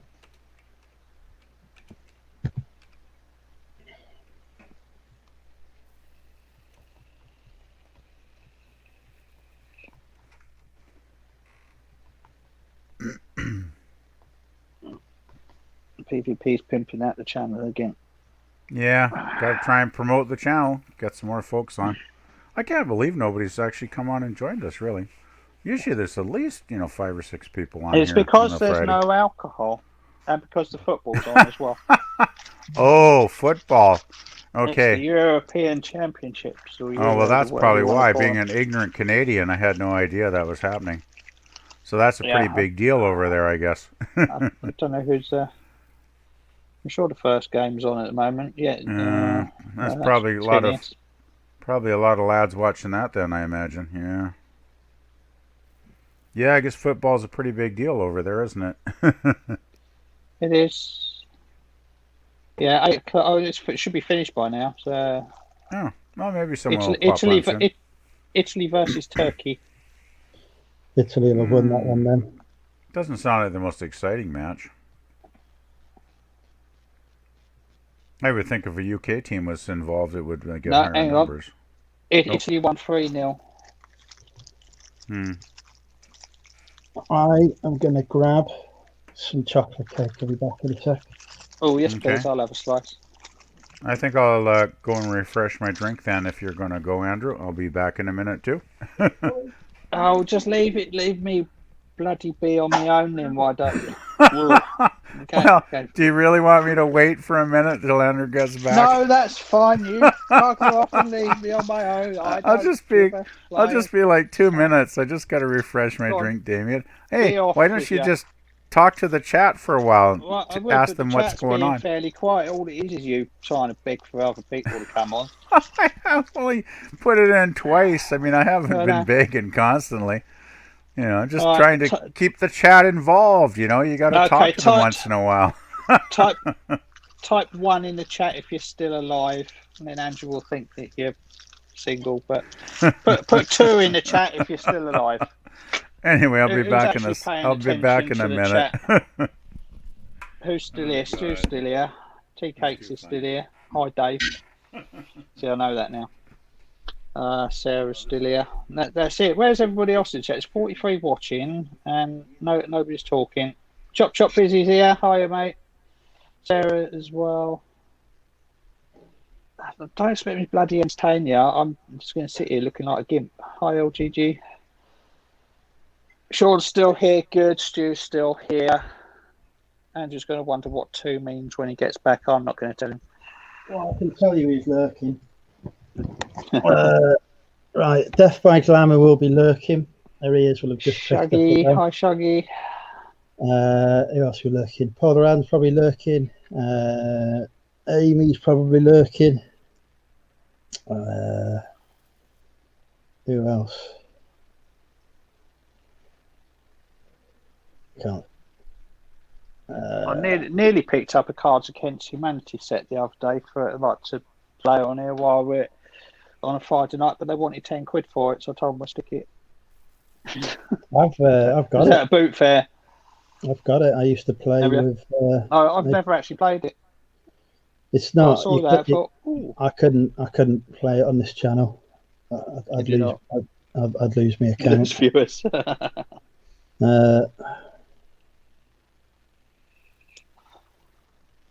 Sean's gone on managed payments yesterday, only a year late to the party. Hey, finding it. Don't listen to any of the scare stories or any of the things about it. It's absolutely fine. It does not affect your sales. You will not see a slump because you've gone on the managed payments. they're not going to restrict your access because you've gone on a managed payments or any other bullshit that you read on the bloody forums. I'll tell you what I had today. I had an email from PayPal to say they're getting rid of funds now. Which was like, great, thanks for that. What's funds now? What was that, the instant withdrawal? No, there's no like payment. I don't know actually. On my account, I don't have payment holds or anything like that on PayPal. I have the money straight away. It's mine to keep. That's it. Yeah. But they're getting rid of that now, so it'll be no different. Might still be faster clearance times. Not sure, but they'll probably end up closing my account soon because I haven't used it in a year. Anyone opens a dispute in PayPal now, it'll put everything on hold. Yeah, that's no good. But you do Depop, don't you? So you still use your PayPal account. Yeah. I don't. Once I get a Bricklink up and running again, I've started doing it. I'm having to do a complete inventory count on it. I've started to do that yesterday. It'll probably take me a couple of weeks to do that bit by bit. Back again. But yeah, so PayPal. Yeah, I like managed payments. Everything comes out, even store free comes out now. I was quite I had to do a double take on that on the second. It was like, well, hang on a minute, that's less than it was earlier. And I went through things that I'd have taken the fee out of the shop and the shop fee out on directly, which is fine. But they took it out with payment and then had a big message up saying you haven't got enough in your available funds. It's going to come out your bank account.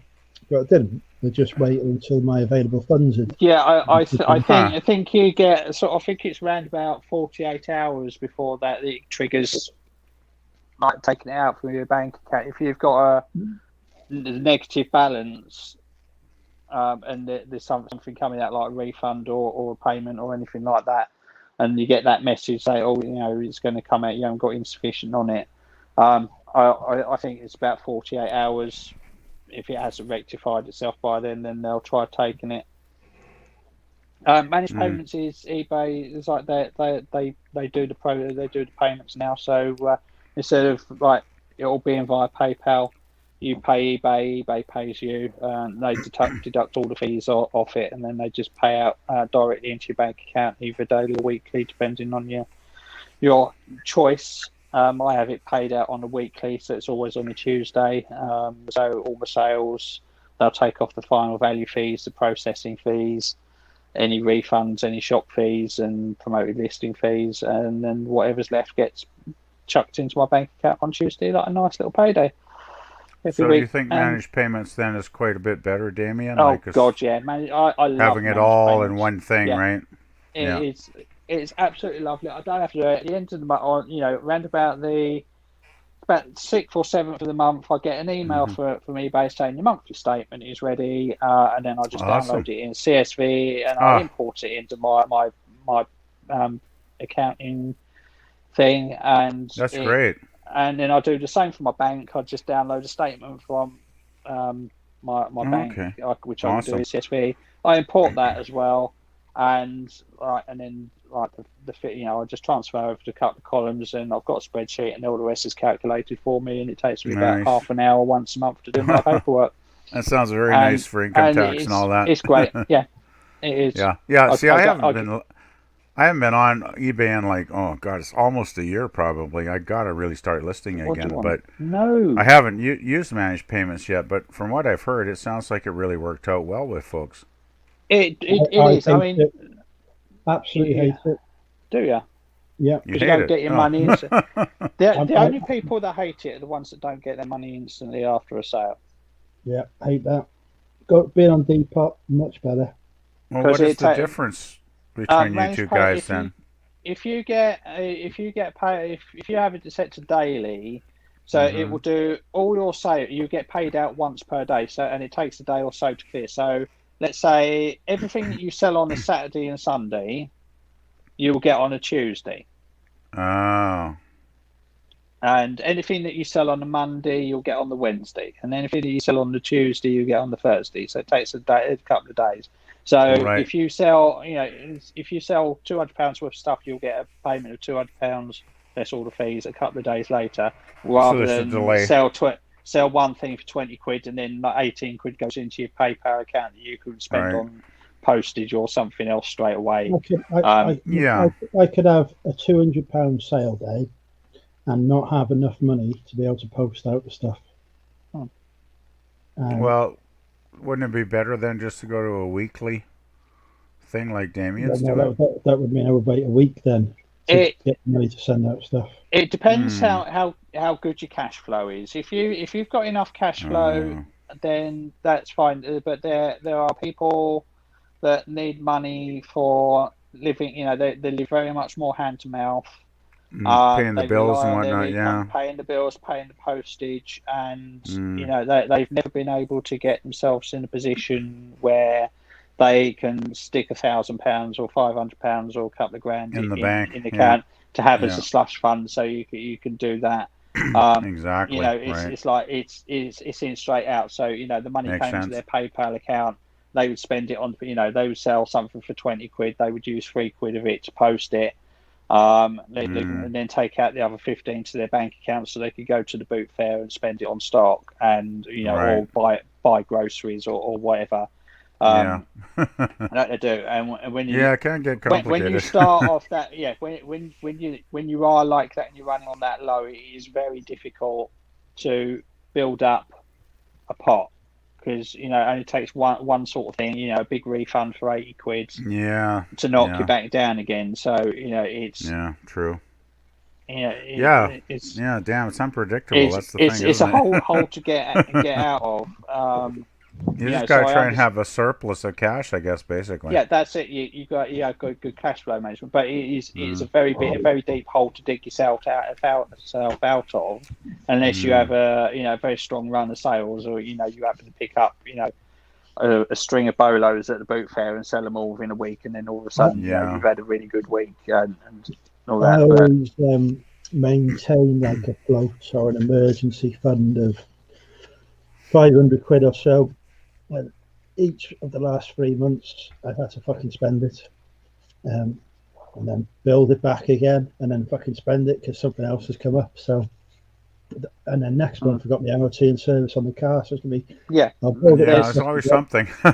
There is. There's always the car could break down tomorrow, kind of thing. I've been there. Yeah, there is always something. So like I say, it is a very deep hole to dig yourself out of if you're in that position. If you run on very low cash flow, it is unless you have an injection of cash somewhere and you actually use that, don't use that, and you just you ignore that and just use that to manage to balance out the ups and downs, then it is very hard to do that. Living from paycheck to paycheck is not fun. I've been there a while. It takes a lot to get out of it. It does. It really does take a while to catch up. I'm just looking at the chat, Damien. T Cakes has asked, would you have preferred a monthly option, less transactions for accounting? How he prefers a monthly option. Well, to be fair, it's only one payout a week, so it's only 4 transactions as opposed to 1, or maybe 5 if it's 5. It's right. Depending on the date, I import the CSV and I let the spreadsheet do all the work. It takes no much longer and no longer. But I tried to have a fund. My cash flow did get rather depleted because I had to spend out like a month's rent and a month's deposit for the new place. But it'll only take me a month or so to get back up to things. I've got no bills coming out until the beginning of July. So that's good. So the next it's only what I'm spending on stock. And at the moment, I'm going to Boothers and I can't spend the money on stock. I'm just sitting with cash in my wallet, which is strange. Because it's like I want to spend my money. Just fight, I've got hundreds of cash in the wallet's not bad though. You take at least you can 300 relax. quid to a boot fair. You take 300 quid to a boot fair and you spend 12 quid. And you have to sucks. struggle. I had to really struggle to spend that £12 on Wednesday. I've been there. I went to our college here used to have like 2 sort of boot sale things every year in a field. Yeah. Like, amazingly, they actually started this like 2 years ago, 2 or 3 years now, I guess. And of course, since COVID, it hasn't happened. I went there the last time I went there, back before COVID, like 2 summers ago or whatever. And I didn't spend $1, like nothing. I didn't find. I mean, there's probably like 30 or 40, people selling there, and I didn't find one damn thing. Like not a CD, not a DVD, No, I mean, not a book, not nothing. Like it does happen. I mean, there's stuff that I could have bought, but it would have been buying for the sake of buying. Yeah, exactly. But, it's like if it was, if I was filling my bag as I normally would, it's stuff that I wouldn't pick up. It's all like yeah, there was like one a little guy. bit too much work to get it listed, or that's it. Get it in a working order, or a little bit too small exactly. of a profit. You got to factor in the time too, right? Yeah. There's like one guy there. Nothing there, but it's like, well, it's it sucks when you go and you walk around 40 stalls and there's nothing but crap, It's the ebbs and flows of it. I mean, you get weeks where there's fuck all there, and there's weeks where you fill the car, So I'm that's the way life is, right? Feast or famine sometimes. But there's like one guy there who had a bunch of like used Lego sets, and he was like asking enough for them where it was just like no. If he'd had them cheap enough, I probably would have taken a chance. But since they were used, you don't know if they're complete. You don't know, what the condition of the stuff is going to be when you open the box, right? And it's like, I just said, screw it. I'll just pass, because he was wanting too much bloody money for them anyway, really. Yeah. So the more work you put in, the less you want to pay for it. Exactly. And I figured with Lego, it's going to take hours to sort everything out. And figure if the parts are all there. And it's like, I just said, nah, forget it. Not doing it. But this jumbo trail on Sunday, 110 stalls taking part. That's a lot. That is a lot. That I probably won't get around them all. That sounds really good, though. It's very, very highly organised. It's awesome. It's usually a good one, so I'm going to go to that. Wow. And it starts at 9 o'clock. Sounds like you should find some great stuff. Hoping that I can fill the car. Unless everybody's gone round and they're doing eBay prices, so it'll be interesting. Hopefully, some people will have stuff priced cheap. Yeah, there'll be bits. It's like low numbers and. Well, I'd say with 110 stalls, you should have a chance of filling the car for sure, right? Yeah, should do. But, I'm going to list my Mewtwo collection this weekend, I think. Oh yeah, how many you got now? 30, 40? Only the 20. Oh, only the 20. Okay. I'm going to bang them on for £200 each. To be fair, if I were to find a box full of like 20 Mewtwo's, just as a hypothetical, if I went to a boot fair and there was like a job lot of Mewtwo's, somebody and like they were quid each, I wouldn't want to list them all at once anyway. Because it would just like saturate the market. If you list too much of the same thing, it can just kill the market. 20 wouldn't necessarily kill the market because they are there, but it would. If I've got 20 listings for them, then people just start giving me low ball offers and you just end up sacking them all off for £100 each. So you just like list one as soon as you sold one, just have one constantly in stock all the time. Yeah, well, I've seen people where something was really selling at a good price, and then some idiot will go on and list like 30 of the bloody things, and just totally destroy the market. Right? Just list it at a low ball price. He's got like 30 of them, and he lists them for like a third of the price he should have, and it's just like there's no point in even listing it at that time, right? You just got to wait for like a month or two till all that stuff is gone. And then put it back, at the price it should be selling for. Yeah. It's like some people just don't do their bloody research.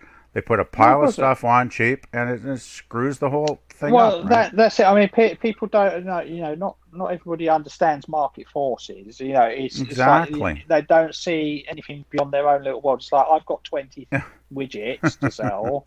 Exactly. I paid £20 for these widgets. I need the money, so they sell for £10 each normally. So if I sell them for £5 and get rid of them, then people are going to buy mine first and get rid of them. Oh God. Too true. Sod if it tanks the price, for everybody else. If they can't sell theirs for 10 until I've sold all mine for 5, then tough shit. That's the thing with RA. That's what people generally don't say. Well, this is what this is what I bought, because they've got these going for 10%, 90% off in Tesco's. Because everyone goes out and buys them, and then they're quite happy to make. It was like I remember when Nick Hills put his Scotch tape video up that got thousands of views, and it was like I probably imagine everybody going out the next week and buying Scotch tape, thinking they were going to get rich or something. God. I've got loads of tape at the moment.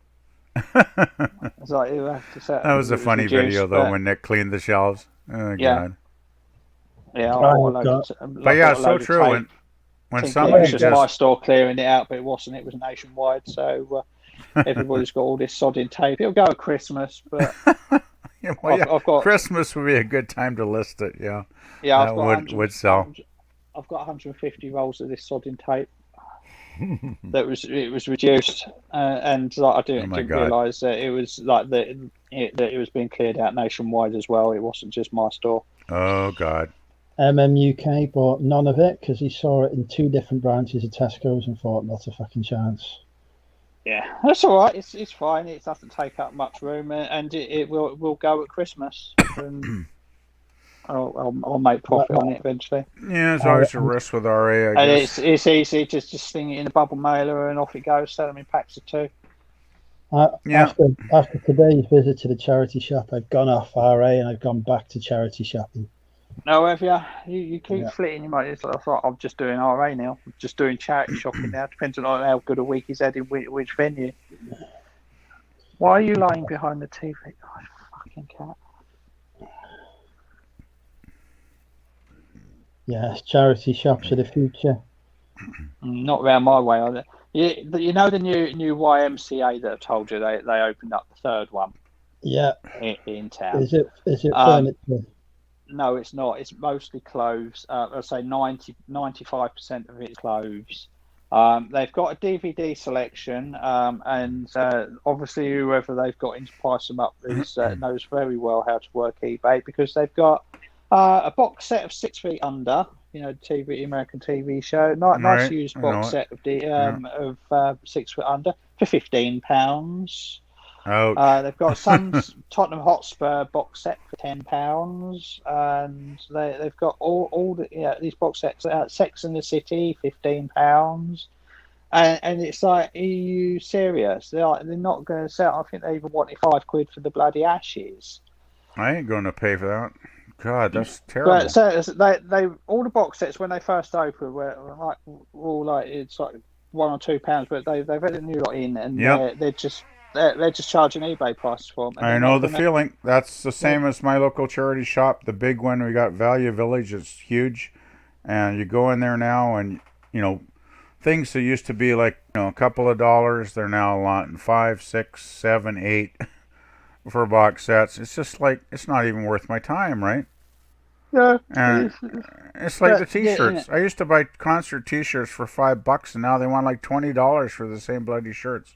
Oh, talking about concert T-shirts, there was we listened to BBC Radio 2. I listened to BBC Radio 2 at work. And yes, all right, I'm old. And like I'm older than you. Like between 12 and 2 o'clock, is watch the Jeremy Vine show, which is like they talk about the topics of the day. And today they were talking about sort of random things that you've had stolen. And so somebody texted in to say that somebody had stolen like a load of clothes off her washing line, and she couldn't understand why. But what she'd had stolen off, they said they'd gone for it. They'd cherry picked all her gig T-shirts off her washing line. She couldn't understand why. It's like, I know exactly why you've had all your gig T-shirts stolen off your washing line, because they're expensive, and there's good money on eBay. Yeah, like it's like you concert T-shirts. But she couldn't understand why they were stolen. And why sounds like a reseller criminal to me. And it was like, yeah, I know why they got stolen and left in Primark stuff on the line. Coincidentally, reseller criminal. Coincidentally, coming tomorrow on my channel, my brand new band T-shirt haul that I got from the local charity shop. Nice. Yeah, it was like yeah, I know why. But yeah, like ignore any clothing pegs you may find on it. It's just how the charity shop stores the stuff. Yeah. My the place I went to today, some of the stuff in there had American thrift store tags on it, so they're obviously not selling they must be selling stuff from rag mills there. It's the only thing I can think, because I can't see it being donations when it's got a fucking American thrift store tag on it. Well, that's traveled a bit. I mean, a lot of the stuff I buy wholesale usually has American thrift store tags on it, so I'm wondering if they're buying clothing wholesale now. Weird. No PvP. Andrew is not on these streams, but it is Nick Hills and James. Nick's. Okay, yeah, thank you. Nick's on it, not Andrew. Okay, I'll check out Nick's then. Oh man, too many people to keep track of. I get confused. Yeah, they're doing they're doing Would I Lie to You? So Nick's got lots of stories, so Nick's been invited on. That sounds like fun. So it should be good. Nick, he's doing all right every Saturday Night Live. Is there a link? Can somebody put a link in so I can? Well, it's Night's Life channel. Okay, Night's Life channel. Okay, yeah. Cool. Night's Life. Oh, so many channels. They get lost sometimes. Well, Richard, he's friends with Brian Blessed. You know who Brian Blessed is, don't you? Yeah, I know he's a pretty famous fellow over there. Yeah, he's a personal friend of Richard's, and he's done little segments on his videos as well. It's quite good. Yeah, hey, even in Canada, we've heard of Brian Blessed, right? You know, he's a pretty famous dude. So go look through a few of his old videos. You'll see. It's got him in his intro as well, sort of little clip of him. But. Yeah. Well, I mean, Richard basically is alive. Totally into the movie props and stuff, isn't he? So yeah, that makes sense. Yeah, I think his brother works for him or something like that. I was really? I was planning to do a movie until the bloody COVID killed it. What was the movie? Yes, I okay, what was that? We got to hear the details. What was this movie going to be about? Was there a theme? Was there a story? We hadn't got that far yet. Did it involve a romantic relationship with a lady? It's not a bloody porno, for Christ's sake. I didn't say it was porno. It could be romantic. It doesn't have to be explicit. Like the adventures of a plucky. It could be like candles at the dinner table, staring at each other's eyes. You know, it doesn't have to be porno. It's going to be fucking realistic. Oh God. Not some fucking fantasy fucking effort. I guess I shouldn't have asked. You're bloody staring into anybody's eyes, Jesus Christ. Okay. Whatever. It was going to be Nobody's going to replace him. It was going to be like a semi-biopic. Well, that could be good. You should do a biopic, actually, Andrew. Oh, right, okay, right. I want to settle this, and I want to settle this with the chat. Is it biopic or biopic? It's biopic. It's biopic. Not I say biopic. Everybody, every time there's an interview on radio or anything like that, and they're doing like this, they're doing this new biopic, and it's not biopic. So I want in the chat if it like A for biopic, B for biopic. Which when the fuck have we started using fucking letters of the alphabet on this channel? Because if I put one or two, everyone's going to say they're fucking single. I'm honestly not hearing much of a difference there. Maybe it's my Canadian ears not picking it up with your accent, but... Biopic or biopic? Yeah, vote 1 for biopic, 2 for biopic. Oh, I'd give it 2. definitely 2 then. Okay, I will go and vote right now. Biopic is 1. No, it's not biopic. No, that's silly. It is biopic. It's biopic. At least here in Canada it would be. I'm going to because it's a biography pick, right? Yes, biopic.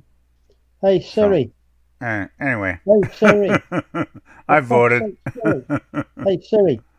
Pronounce the word biopic.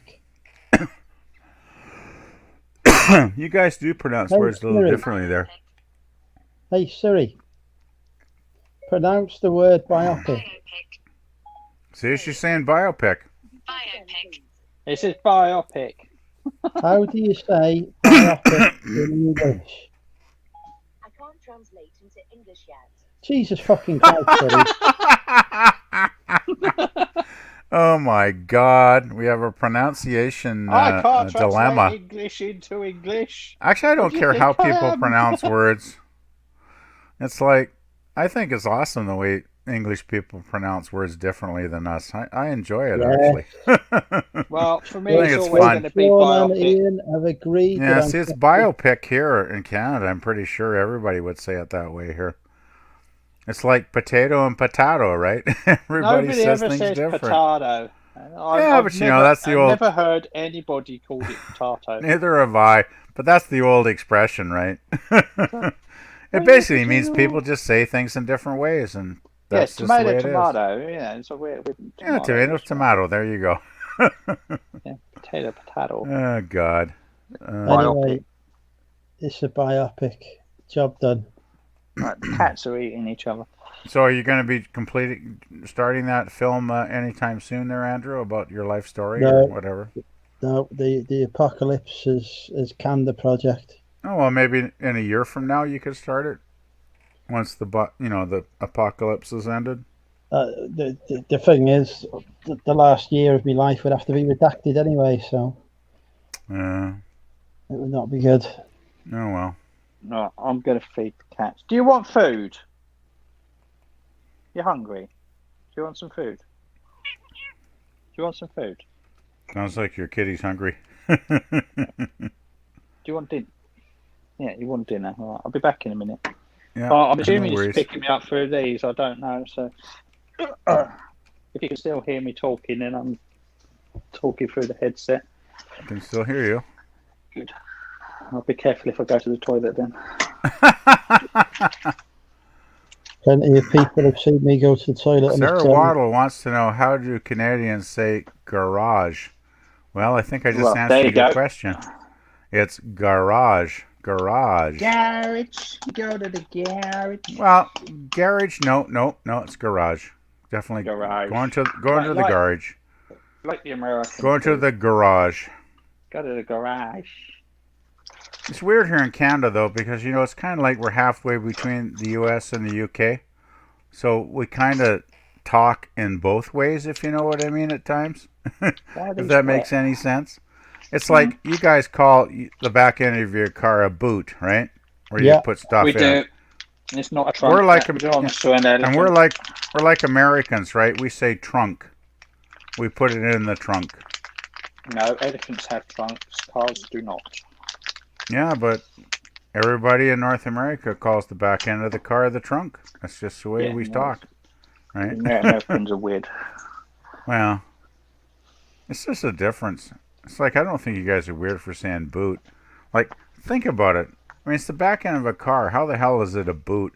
When I think of a boot, it's something I put on my feet in the wintertime, right? And I don't really care what people call things. I mean, I think it's all good, right?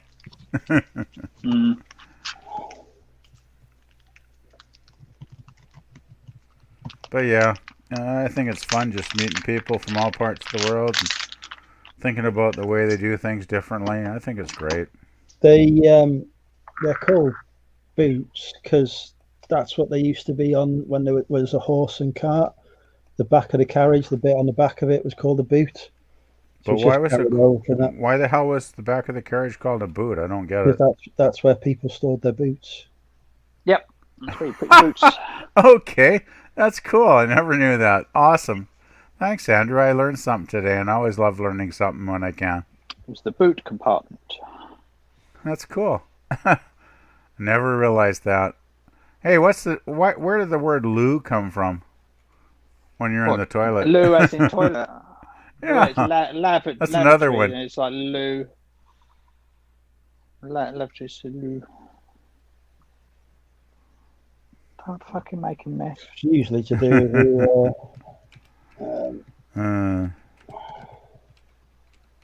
Do you like that one then? She's having sardines. I think it's the French who started calling it the loo. Really? Okay. Yeah, sometimes Siri. I get totally mystified by the way Origin of the things word say things. loo. I found an answer. It's displayed on your iPhone. No, not that fucking loo, you fucking twat of a woman. Is this bloody Siri again? Yeah, she's Siri like seems loo to be a horrible app, actually. As in the O. Siri never seems to understand half of the things that you say to her.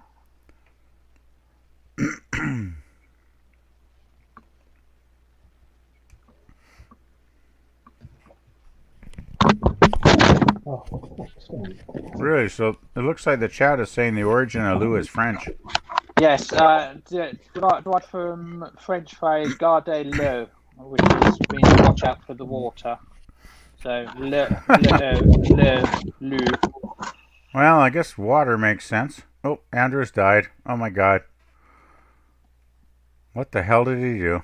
Oh, he's dropped his laptop. He's probably dropped the battery out of it or something. I hope he hasn't broken his phone or No, he'll be alright. He's been dropping it so many times tonight.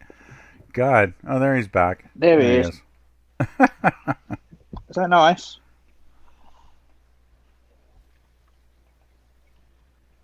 So I found a flavour you actually like, the cat food that you'll actually eat. You can eat all of it. That's that bit. Sarah wants to know why Americans call the toilet the John. Hey Siri. Hey Siri. We never call it the John in Canada. Why do Americans call the toilet the John? Okay, I found this on the web for why do Americans call the toilet the John. Check it out.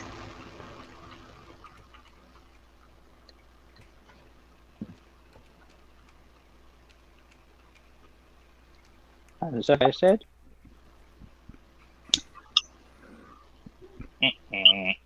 We usually, in Canada, we usually call it the washroom. I have no idea why. Well, I guess there's just a shower or a bathtub, so I guess you would John, wash. as in slang for toilet, probably derives from Jake's or Jack's, medieval terms for which when the small smelly loo inside the house were very fancy and the outside slightly lesser. Okay. That didn't answer the question, but there we go. Word origins can be very weird. Anyway, we're on to toilet talk. Where's Toilet Girl? She should be up on Yeah, this. where's Toilet Girl? We need her to talk about this. She might be an expert on the subject.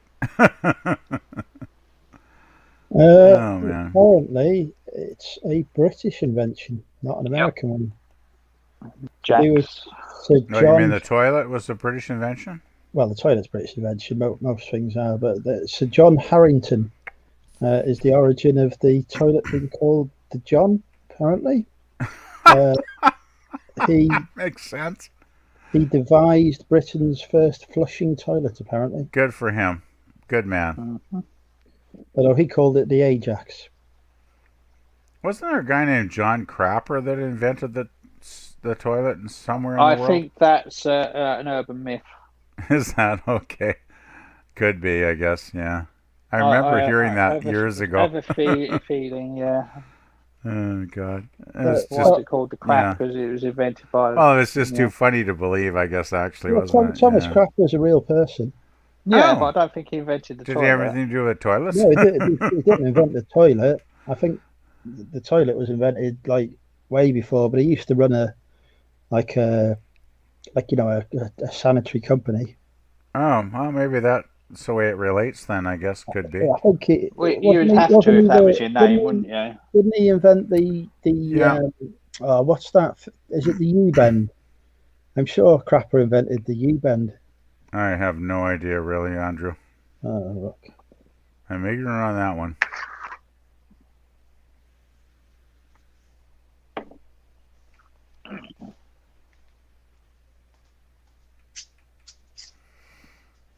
There we go. He did indeed invent the U-bend, and he was the first person to have a public showroom for toilets and stuff. Hence, Oh, well, he he was invented the connected to public it then. toilet. I knew I had something no, right no, there. no. He was the first person to have a showroom for toilets. Good for him.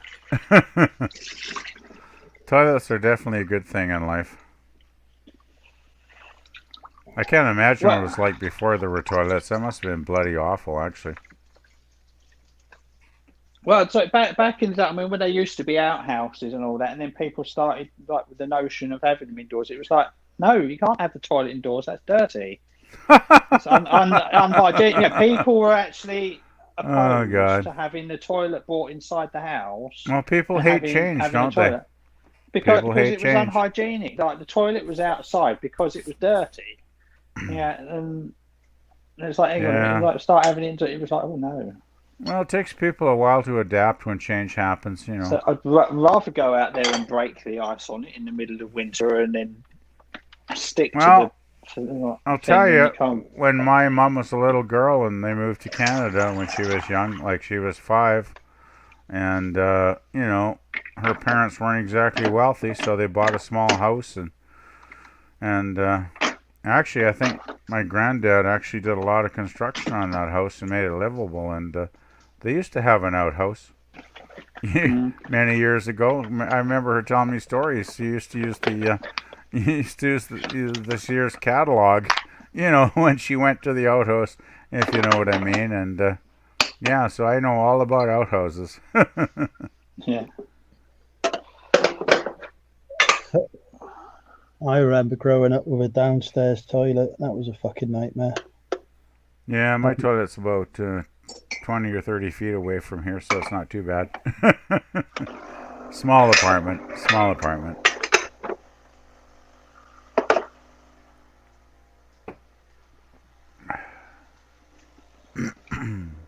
Yes, here we go. These are the words that should be written in the stars.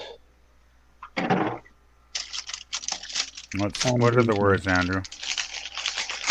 Put on the screen. I can't read the screen from here. Andrew's right. Okay, he's right about something, but I have no idea what it is. Why are you attacking me? Stop it. Oh, God.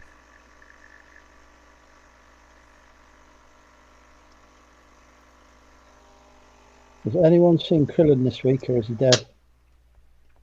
I think he popped into Chris's channel Monday. That's my point. Usually Krillin would pop in every live stream here. Perhaps he's on holiday. On vacation. Leave that alone. He's never left New York State in his life. There's no chance of doing that now. Well, most Americans are like that. He ain't going on no holiday. Perhaps he's found an all-you-can-eat buffet for the day. He likes a challenge, doesn't he? All you can eat. Yeah, I guess Krillin could be there for many hours, actually, when I think about it. Yeah, Bobby does like his food, doesn't he? Oh, God. Loves his takeout.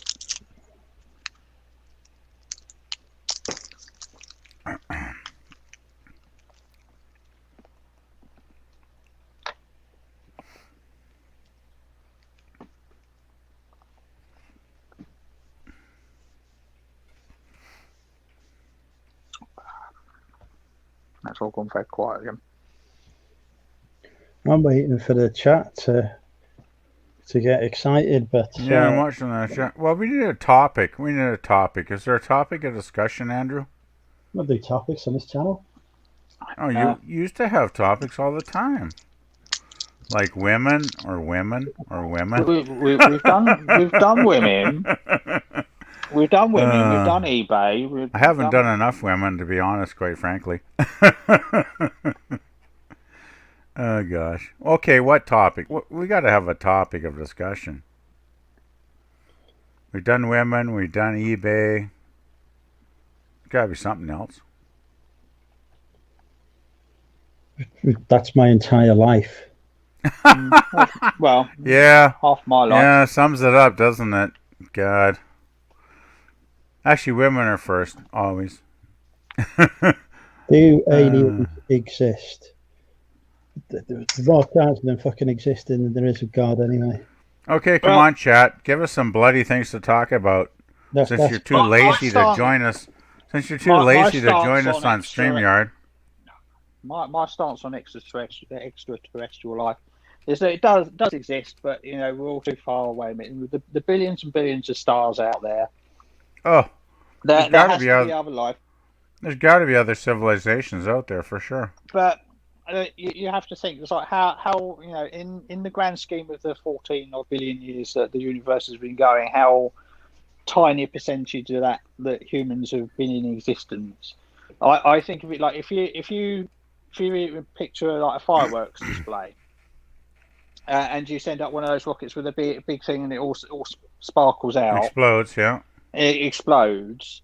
If that is the whole of the length of time in the galaxy, all those little dots. One of those little dots, is the blink of like human existence or another alien's existence, and like it's just for the briefest of flashes, and they never meet. And so it's too far, it's too much distance. Everything is a brief flash to us, isn't it? It's like our lives. Our lives are a brief flash. Long enough. Where it's just that there's probably billions of other life forms out there, and there very well could either be. Have existed, do exist, or will exist in the future. And they could have existed millions of years before us, right, Damien? We're all destined to live alone, and never meet any other civilization. And I think someday humanity might actually meet another civilization. I don't think so. No, I'm thinking like millions of years from now. I'm not thinking like next week. No, but I know the universe is huge, but if some civilization had like starships that could really travel through immense distances, and they happened to just by chance come across our little planet, and they found us interesting, in a million years, could happen, humans won't exist. In a million years, humans won't exist. We'll have evaporated ourselves or evolved out of ourselves. I know our sun will eventually burn our planet up in like 4 billion years or whatever, but I have to believe that there could be a chance someday we might actually, communicate with another civilization, and it might be good. Or it could be horrible. They could annihilate us, of course. You never know, right, who you're going to meet out there, but I just choose to be positive, I guess. I'm not criticizing, though, Damien. I mean, I value your viewpoint as well. I think that's called wishful thinking, Sarah. That's called seeking attention. Oh, God. Alien probing. Oh, that's scary. I think that the mathematical odds of us living, in the same period at something, because. Well, I'd be long dead before. I mean, that's not going to happen in the next, 50 years or whatever. I'm talking about us as a civilization. The amount of time that we've been, that humans have been. About 10,000 years we've been actually human, like we are now. Yeah, like compared to like the length of the age of the universe, that is the universe like 0.00001%.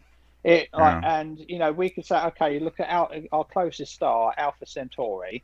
Right. If that had a habitable planet on it, and they had their technically, modern, if they had warp drive or something. Yeah, if they were technologically advanced enough. Or a wormhole to travel 100,000 years ago, and they were out, and then there as a species died out because they blew themselves up or whatever, and then we come along. There's just too much time frame and too much distance apart. We're all like I said with the fireworks. We're all just these little flashes going off independently. Our lives are a little flash. So there's maybe 90, 100 years and we're done, right? Yeah. So all these other like species and planets, inhabitable planets, all exist throughout the lifetime of the universe. Right. But we don't exist long enough or close enough together to be able to it. So we're not alone, but we will always exist alone. I don't agree. Because we I will think never one be day. able. I mean, I think if the human race can survive over the next few million years, I think we will contact another civilization eventually. I really do. But as I say, I'm optimistic that way. That's just the way I feel, Damien. Distance is an easy issue to overcome. We've done it many, many times throughout human history. You know, I could be in PvP country now in a few hours. You know, you could get on a plane, my friend. 100 years ago, it would You're have welcome, by the way. So, if you didn't have a place to stay, I would let you sleep on my couch, Andrew. Very kind. So, you know, my point is that our technology advances at such a rate that we could easily technology advances, the next set of distance. You know. Yes, but that's what I'm saying. But just because we're technologically advanced, if let's say we went out and we could travel, you know, we had warp drive like they do in Star Trek. We could travel. I wish, like a quarter of the way across the galaxy. We come across another planet, but let's say that they're, you know, like we find evidence of like life on their planet, but that they went extinct 1 million years ago. You know, it's like they were there. They had the same technology that we've just invented to get there, but the timing's all wrong. And timing is important. We die out as a species, and then somebody else comes and discovers us. And timing is always crucial. It's like meeting a lady, right? Timing, you've got to meet her at the right point in your life and her life. That's why I said the flashes of, you know, the flashes of light. You know, you've got to find two flashes that meet. You know. Yeah, exactly. That's my point, though. There are so many flashes. There's millions of flashes, right? The universe is. I mean, there's billions of planets probably in this universe, right? So the chances of two flashes connecting eventually in the 1,000,000 or 2 years, I think, is quite high. Just on the numbers. If there's billions and billions of chances, eventually there's got to be two that, bam, connect, right? And they get really, really along well together. I'm hoping. Yeah, but I'm saying that or they kill us all. But that's my if they're bad aliens. They will. But the chance, like that'll be the outliers. But the majority of us, as a species and with other species, will never meet. There might be, you know, it might be one, you know, two others that end up being able to meet because they happen to evolve and develop technology at the same time. God it might knows, be us and another one, or you know, out of the, you know, if there's billions and billions of planets out there, and you know, there's a few 100,000 civilizations. If only half a dozen of them ever meet, that is still a tiny, tiny percentage, and the vast majority of them, of the inhabitable planets, will always live alone, wondering if there's anything else out there. Yeah, that's true. And that's what I'm saying. It's like, mathematically speaking, you are correct. Like, you know, because of the sheer volume of it, somebody at some point would eventually come into contact with another species of another planet. I honestly think it could happen. I'm not saying it will. Yeah, I'm not that stupid. I'm not Pollyanna, but I'm just thinking there's a chance, right, in 1 million years. Yeah, that's what I'm saying. Because of the sheer number, you know, of just probability, the billions of stars, exactly. You know, millions of it. But there's got to be other worlds with intelligent life like us, right? There's got to be. Yeah, I wouldn't define it. Just on the math alone, it's got to be. Yeah, exactly. But whether we would actually be ever meet each other is what I'm saying. It is statistically unlikely. I'm going to live forever, so I will let you know what happens. Andrew will let us know in 1 million years. Well, gosh, it won't do me any good because I'll be long dead. It's a nice thought, though, Andrew. I hope you do live forever. Well, I'm trying to, and I haven't given up. Damn, I wish we could all live forever. I don't know, though. If you could live forever, do you think that would be a good thing? Like, wouldn't you get maybe really, really bored after the first 10 or 20,000 years? Or maybe not. Because life would always change, and it could be wonderful. If you're just stuck in a corner doing nothing, of course you're going to get bored. But that would suck. Yeah. If you're constantly, stimulated and living a full life, then then Damn, yes. there's no reason not to carry on forever. Just As long think, as you're capable. 10,000 years, you could have like 100 different careers. You could make love to like thousands and thousands of lovely people.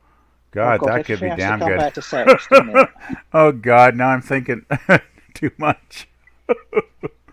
I always think about things too much, though. Anyway, I'll shut up now.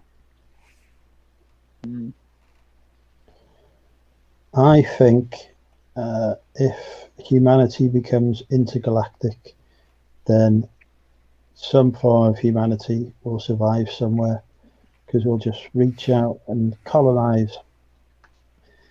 It's like the British did. Yeah, I think that's our destiny. Someday we will get ships that can go out and we will colonize other planets. Do you think Mars could be a habitable planet, by the way, if we terraformed it? Well, terraforming would take centuries.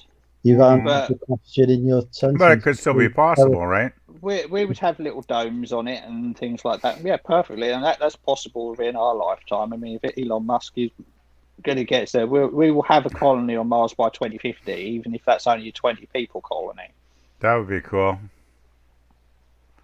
But I mean, Venus is obviously too uninhabitable. So Mars, Venus isn't possible at all. Mars is the only planet in our solar system that we could live on, right? Yeah. Probably some of Jupiter's moons. Yeah, possibly. Oh yeah, possibly. Is it Eos that's the Jupiter moon that might be, or is that the ice moon? I don't know. I know Jupiter has several moons. Jupiter has a lot of moons.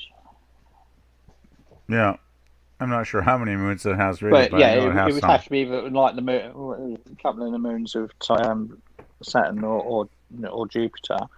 But let's stick with the moon and Mars. We could do a colony on the moon, and we could do a colony on Mars. Mars would be probably the best one to try. Yeah. Yeah, you know what I think? We want to. So, like Elon Musk is determined to have that done before he dies. Elon Musk is a pretty interesting dude. All right, he's a pretty driven guy. I think he's brilliant, and watching his spaceships go up and down, and like the first time. It's nice, isn't it? The first time I saw those booster rockets land back on the launch pads, yeah. It was my God, was that fantastic? That was the best thing ever. I mean, he's the head of NASA. It's like NASA can't even pull that one off. I think Elon Musk with his rockets is just like fabulous, really. It was brilliant. Yeah, he's a brilliant dude. To watch the things like because he's just getting it done, and exactly getting it done. Turning a fantasy into reality is always the best thing, right? If you can turn a dream into reality. Yeah, it will destroy Bitcoin on the way, but okay. Oh well. Oh my God. He just opens his mouth and the price of Bitcoin drops like 10,000. He's a powerful guy for sure. He's got influence. He's lots of influence.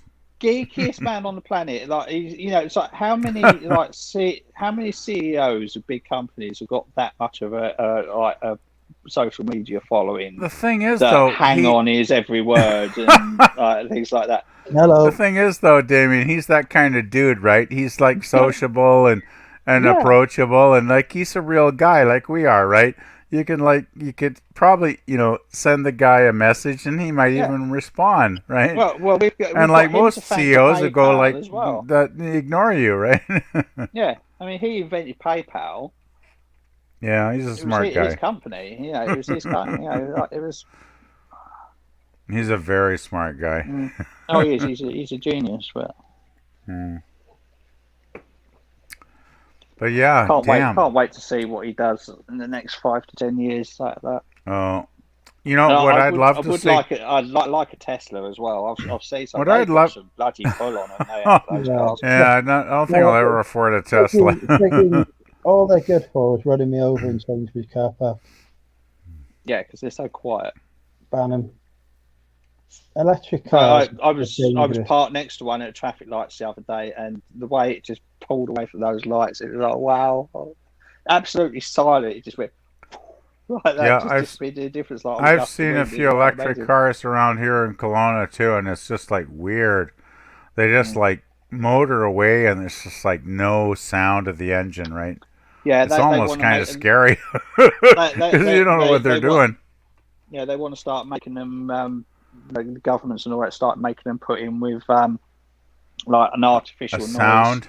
So yeah, I think they should have some kind of sound because it's kind of dangerous when you don't know somebody's next to you in the other lane and you don't hear an engine, like, you know. Exactly. Just the soundtrack of an engine playing while you go. Exactly. Well, we're also used to, you know, combustible engines, right? You know. Yeah. Since we started driving, so yeah, it makes sense. Now they all sound like milk float. Yes, he did call this child an unpronounceable name. It's like AEX, whatever. What are you doing? I'm just looking at the chat, guys. Stu Mandry says that Mars couldn't be properly terraformed. No, because it's got no atmosphere. So it would all be as a structure. We would have to live. I know it'd be a great challenge. They wouldn't be able to recreate the atmosphere. So all bird off. Oh, mentioning terraforming in our solar system. Have any of you guys watched The Expanse? Yep. I have not watched that yet, but I've heard it's awesome. Heard of it. It's a good series. I've heard it's a really good show, but I haven't watched it yet. You need your food. Yeah, one of my favourite TV series. So it's really good, isn't it, Andrew? It is, yeah. I'd recommend it. I've definitely got to check it out one of these days. I've heard nothing but positive things from everybody I know about that show. It sounds like a classic show, basically. I want one that sounds like an X-Wing. Then I can chase everybody's fucking TIE fighter. Yeah, Stu wants a car that sounds like a TIE fighter. That's a good one. Actually, I wouldn't mind that myself. That'd be kind of fun. Probably scare the other drivers out of my way. But the thing is, if you're actually in a TIE fighter, it doesn't sound like the TIE fighter sounds. It only sounds like that because of the Doppler effect. Probably, yeah. Oh well. As long as it's if you're in a TIE fighter, it just goes. Oh God. Probably sounds very annoying. Oh God. I want one that sounds like a fighter jet taking off. So every time I'm at the fucking traffic lights, people can shit themselves. Well, if everybody's got one that sounds like that, then everybody get used. No, nobody else is allowed. I think one that sounded like gunfire might be good because that would really freak everybody out. They'd probably bugger off real fast out of the intersection. Okay, I guess I'm getting silly, you know.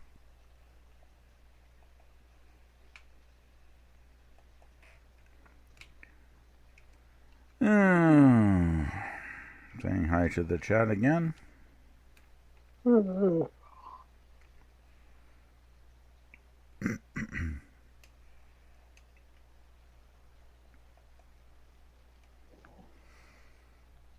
Is there a chat? Alright, so we've done aliens. We've conclusively discovered the fact that I'm going to live forever. Is there any other topic of discussion?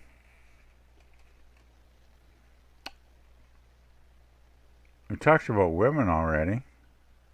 We talked about eBay. I saw a trailer last night. They've remade He-Man. Oh my God! Brilliant. Is that good or bad? Yeah, that's good. Like judging by the trailer, they've remade it in very, very similar style to the original '80s one, and they've got Mark Hamill playing Skeletor. So it's going to be good just for that. Mark Hamill's the Skeletor. So that's cool. Yeah. He's good for Mark Hamill. I'm glad he's got some work.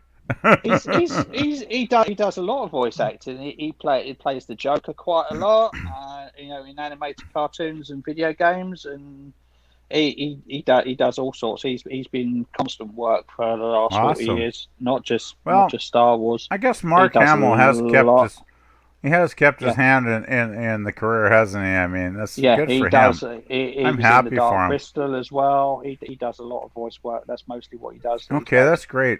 I remember, acting. just from Star Wars, basically, but that's good to hear. That's what most people do. So I think he's just like... Well, that's why he's famous. I mean, when his a bit share will go, Mark Hamill, the guy that was, in Star Wars. That's what they'll mention, right? Because that's what he's famous for. That's what he's famous for. But yeah, he does a lot of voice work. I'm glad to hear it. That's awesome, man. Fuck, that's good. That's good. I like Mark Hamill.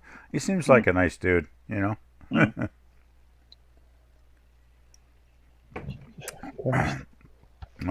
what's Sandra looking at? Where the moon landed's faked.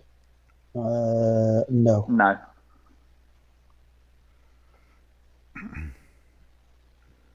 It's much like every lady with me. They've never faked an orgasm. The moon landings are the same.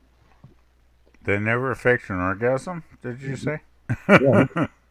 Not with me. I'm too good. That's nice. It'd be great to have an awesome orgasm with a lady. Oh my God. Man. My dad. I think something happened there by mistake. I'm guessing. Clicked the wrong button, perhaps. Yeah, I got to say, one of the... Apparently I got kicked out. Hello. It just dropped out on me. I don't know if Andrew pressed the wrong button or Internet problems, perhaps? No, it just went poof, like that. It was like, cool. Yeah, I got to say... The end of our lockdown is being delayed for 4 weeks. Yeah, God, I can't wait till... I got 2 months away from my second jab, but... Have we leaked? Oh, I'm so looking forward to this bloody COVID ending. Oh, no, they just leaked the options paper, that's all. Oh, is this your options paper that you wrote, is it? No comments. No comment. Back in 2 minutes, guys. I'm just going to refresh my drink again. Yeah, 4 weeks. That's not the only option that's in it. They've just picked the most severe to report. Well, of course they will. As always. Several options have been considered, including carrying on ahead as planned. So, it's hard. It's barely increasing cases in hospitals and all that, and the ones that are ending up in hospital are the ones that aren't going on ventilators. They're just needing a bit of oxygen for a few days, and then they're being let back out. So I think if there is any delay, it's only just to get more people second jabbed. That's the only reason. I have my just to catch up jab. Got my second jab on Tuesday.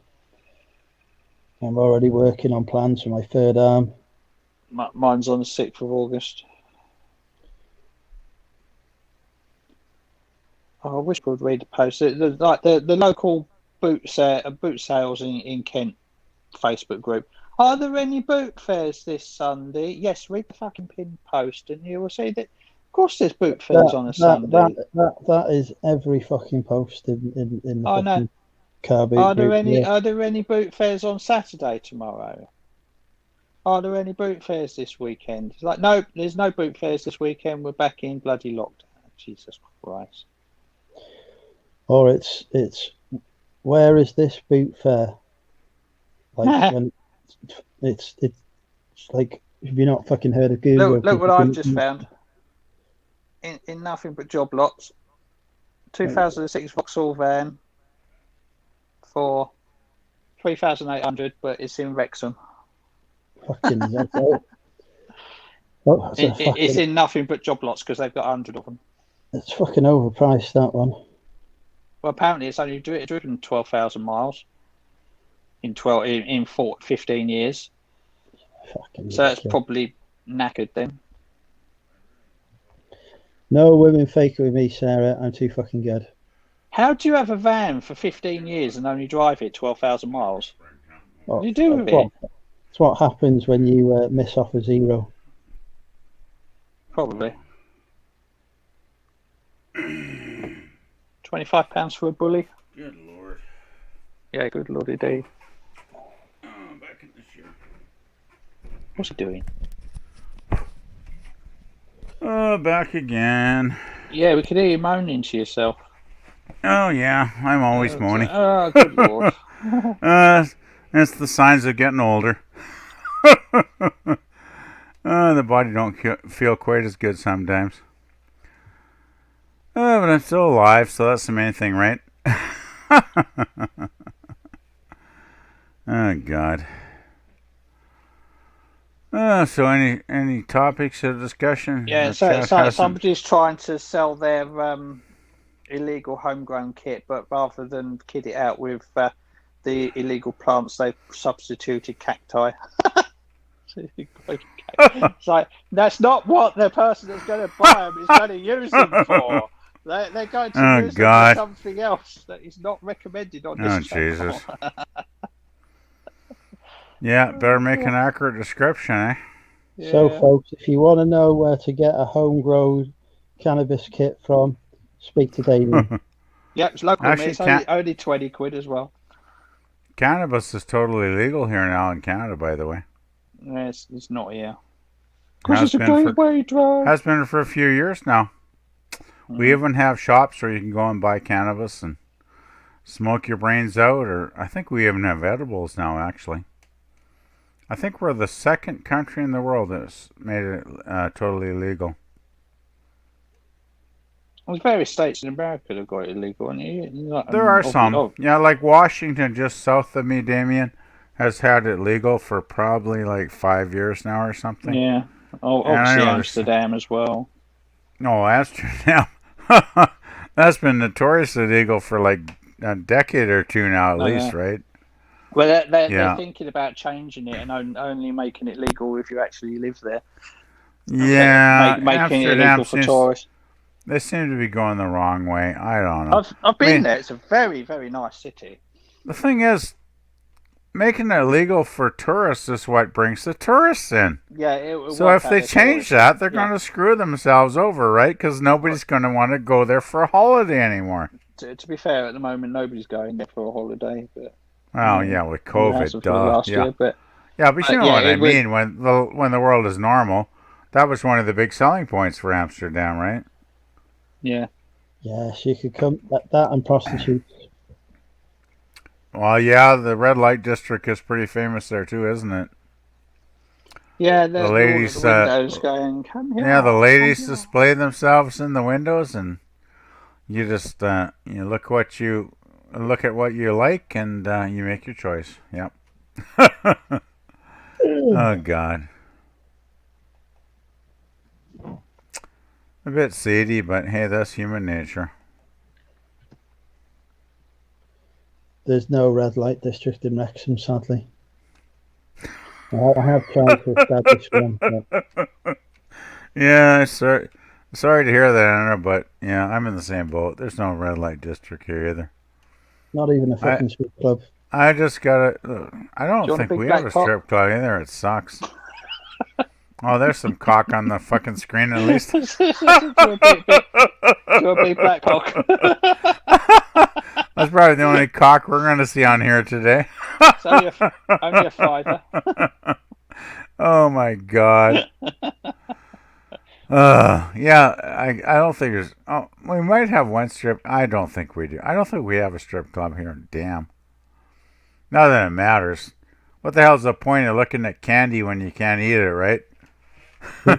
If you know what I mean. Who says you can't eat it? I've dated strippers before. Oh, God. Zane's popped in. Hi, Zane. Haven't seen you about in a while. Oh. Zane will pop on for a bit, won't he? He's always got something to talk about. I'm going to have to start drinking again. It's that bad, are we? I do agree. If you want to keep your numbers up, you definitely got to give the fans what they want. We're 49. That's only sort of about 20. The fans want a drunken Andrew. Let's face it. That's the way it is. And you don't even have to drink that much. You could just like have 2 or 3 cans, on the weekend, and the fans will be happy, right? You don't have to get hammered. But I think people want to see me hammered and falling over things. Well, it is more fun, I must admit. But I'm not suggesting that's what you need to do. Not at all. I'm very respectful of what you want to do, Andrew. Oh, God.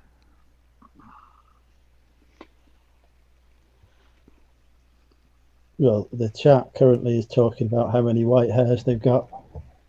No, I've got loads to start going grey at 26. I've got a few grey hairs, but you know what? For a guy my age, I'm doing pretty good. I've got no grey hairs. I'm actually still a pretty damn good-looking dude, really. No, at least I'm Might not have going a bald. few years on me, but Good boy. I'm still goddamn attractive with the right lady if she wants me. I think we could have lots of fun together if I meet her. Damn COVID. God, when COVID's over, I'm so looking forward to dating you again. Oh, Barty. Hey, Barty. Hey, buddy. Hey, Barty. Good boy. Yeah. Oh, it's nice to have a companion, I guess, isn't it, Andrew? Yeah. Take a little furry guy out for a walk once in a while. Cat on the lap. Yeah. Is that where the other one is? It's too hot. Yeah, I'm alone with no pets here in my tiny apartment. But you know what? I don't care because it's awesome just hanging out with you guys. You guys make my week. Good boy. Yeah. Not crying again, are you? It's always fun to hang out here on YouTube. You're not crying, are you? No, I'm not. Good. I'm just a very emotional guy. I'll just have to jump over Sometimes the my pond voice and just slap wavers a bit, but no, I'm not crying. Can't give you a slap. I'm okay. It's just, I'm a very emotional dude, right? So I just enjoy my friends a lot.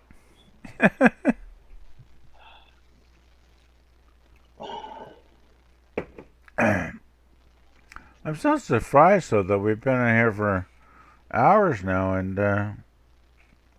nobody else has joined. I thought there'd be more dudes joining in today. Oh well, still good though, still great. I mean, I'm not complaining. Believe me, I'm not complaining. You guys are awesome, but it's just like I usually expect like at least 5 or 6 people to pop in, right? Isn't that the average, Andrew? There's no drinking going on now, so it's a different time. You really think that's affected it? I mean, seriously. Your Friday streams are so much fun. I can't believe people would just say, fuck it because you're not drinking. It's like, that's just silly, right? Yeah, because people want to see the arguments. When we get to 3 o'clock in the morning, we start shouting at each other because everyone's talking over each other. I'm getting frustrated and banging on the table going, shut the fuck up, I'm trying to get my point across. Yeah, I can see that, Damien. Okay, so they want to see Andrew get like pissed, drunk, stupid, and like just argue with people for no bloody reason. Well, Andrew just sits in the corner and lets us get on with it when it gets to that stage. He switches off and goes on. He often does, actually. And it's like, for Christ's sake, just whatever. That's actually why Andrew's a great host, though, isn't he? Because he often just like sits back and, watches porn on his cell phone or whatever, and lets us lads just chat away like idiots. That you get on with it. Oh God! I talk to my subscribers. Yeah. I still think though that this is sad that there's only 3 people on here tonight, and you've got what? You've got 46 watching. It's like, okay, 46 people, and there's only 3 of us. That means there's 43 people that are hanging in the chat and just not participating. Yeah, they'll be doing other things. They just have us on in the background. Yeah, well, I could give half of them, a pass for like doing life or whatever. But come on, there's got to be 5 or 10 people in the chat that could join. Anyway, most people don't want to. I'm not expecting They've not got YouTube. If they don't do YouTube themselves, they generally tend not to. Yeah. Jump on, and the ones that do just want to show off their testicles usually. Yeah, well, I have pretty nice testicles, but I don't think I want to show them off online. I'm kind of a shy guy that way. Is it time to put our testicles I'm a sweet, loving guy. No, Andrew.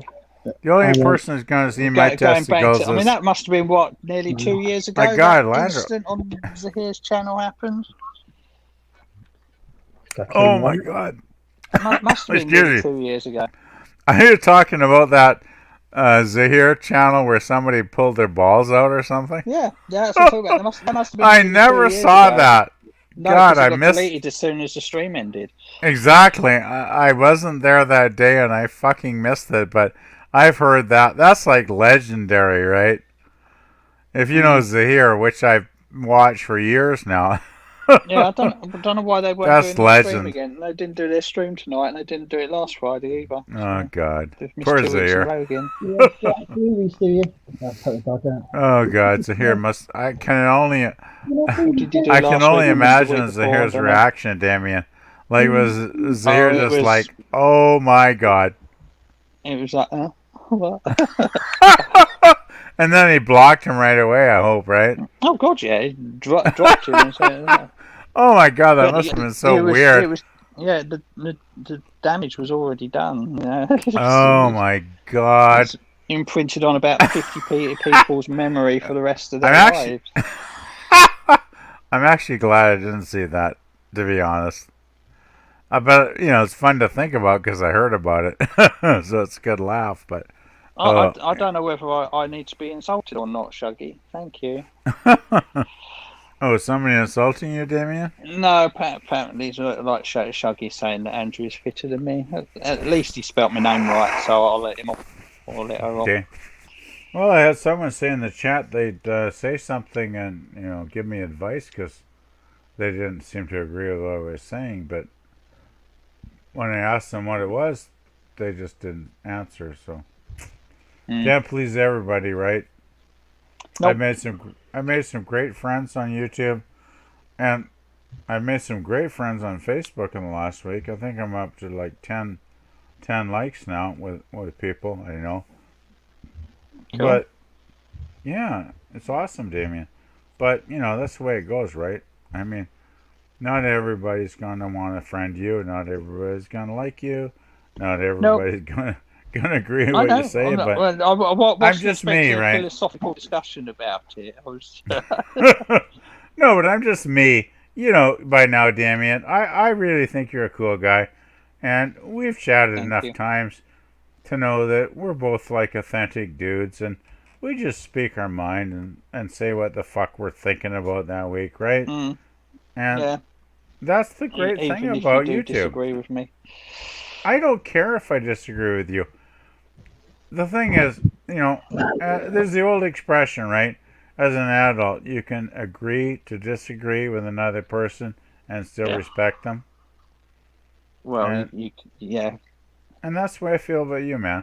I know maybe once or twice we've disagreed on shit about eBay or whatever, but it doesn't fucking matter because I think you're an awesome dude. Thank you. Yeah, we've all got our own opinions. The fucking we always have our own opinions, right? Well, Shaggy's coming on to you, Andrew. Oh, is she coming on to Andrew? Oh, exciting. I gotta check it out. It's not a she. It's at a pub, isn't he? Don't know. He thinks you're fit anyway, so. Well, that's obvious. The man once voted as sexiest male YouTube reseller. What? You were the sexiest male in England? No, in the world. Oh my God, that's astounding. You should have been on Time Magazine's cover or something, though. I don't think they put resellers on there. Maybe they were prejudiced because you're in the UK. And they didn't put you on it. That's right, Andrew could have him. I'm taken. I'm not single. 3 members that vote. We've had that vote several times, and each time I've won it. Come on, guys. There's another StreamYard link there. Let's do it. I can't believe nobody's joined us today. I mean, I mean, this is great, but I expect usually more than three people to join. God. Everybody must be doing some other shit today. Living their lives. Well, living your life is good, to be true. But this is the thing. I usually reserve Friday for like total relaxation, right? Because honestly, my job is just very stressful. In fact, my Fridays are busier than my Mondays lately. I shouldn't have been on here today, but I was scheduled to work Monday to Thursday, and then my boss told me I had to work Friday, and I just melted down. I just emotionally just lost it, and I told her I could not do it if I didn't have my Friday to speak, with you guys, my friends. I was just going to lose it, right? And she said, "Stop crying, I'm going to get on the bloody plane and I'm going to come and slap you." She said, "Take the day off." She was so nice. And, yeah, it did save my week, right? Because, goddamn, I try not to, my job is very stressful though, right? And, I do treasure Fridays with you guys. And I will shut up now. Stop it. Sorry. It will be.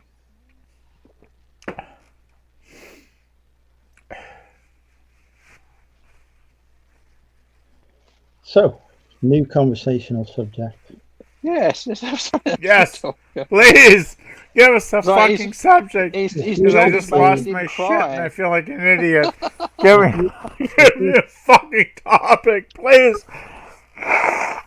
Oh my god damn, man. Today's conversational subject. Yes, Zane! Finally, somebody popped up. Hey, Zane, I hope you had an awesome week, my man. It's okay. It's okay. You can all sit down now. You can all sit down now. It's okay. I'm sitting down for the whole chat in my comfy chair. So hey, Zane, thanks for popping on, man. Your challenge, Zane, is to make PvP cry because Damien's just done it. So he was crying it was already. not my fault. I didn't make him cry. It's just me. I'm a very emotional guy, and I can cry at the drop of the hat. If I watch, you ever seen Casablanca, guys? Oh God, no. No. If you've never seen Casablanca, watch it, because that scene at the end with the airport when Rick is like letting the love of his life go on the plane. Cry time. It's so good. Watch Casablanca. Anyway, I'll shut the fuck up now. Sorry, guys. Hello, Zane. Yeah, hi, Zane. I'm sorry, I got emotional. Hello. Hi, PvP. Hi, new Andrew. Shall I say it, new Andrew? Over, Andrew. Well, we got Andrew. What was his name? Fun Bobby in Friends. Friends, Fun Bobby. Take the alcohol away, and he was the boringest person in the world. Is that what you're going through nowadays? I'm still fun. I'm just fun without alcohol. Yeah, I'm with you. Like, I'm not gonna drink. Like, let's do it together. Why not? Yes, I'm going to keep it up for at least the next 6 days. No, I mean, I will. I'm here to support you. Like, I'm not going to drink as well. So, good man. Is there anyone else inside the chat or Damien? I only started drinking when I started coming on drinking with Andrew, and it was like following up. But now the boot fairs are open. I don't drink. I haven't had any alcohol for the last month. But I very rarely drink it because I drive too much. So I always end up being the designated driver voluntarily anyway, because I don't like being passenger in other people's cars. Because I've got, I like to be in control. So I'll drink the Coke. I'll have the orange juice, and I'll drive everyone home. I'll play taxi, and plus, we're driving the boot fairs and all that. So I don't tend to. I'm not much of a drinker anyway, unless it's raining the next day and I'm not going anywhere. But, yeah, I probably do tend to drink too much on the weekends because. But I'm not the sort of person to just have a glass of wine with dinner or anything like that for an evening. I can't stand wine actually. No, I don't like wine. Wine gives me indigestion. I can't do it. Champagne for really gives me, me indigestion. it's like, I can't drink the stuff. For me, it's like my job during the weekdays is so goddamn stressful. It's like I've gotten to the point lately where I've got more work piled on me, and I've actually thought of quitting my job at times because it has been so bloody stressful. Thank you. Take care. Bye bye. I realize it's a fantastic job, and I don't want to quit it, guys. But you know how it is when something gets too stressful in your life, and it's like, oh my God, I can't deal with this shit anymore. It's been I did that and took up reselling. The last 3 weeks, I went from 6 agents to 8, and it's been challenging to put it, politely. And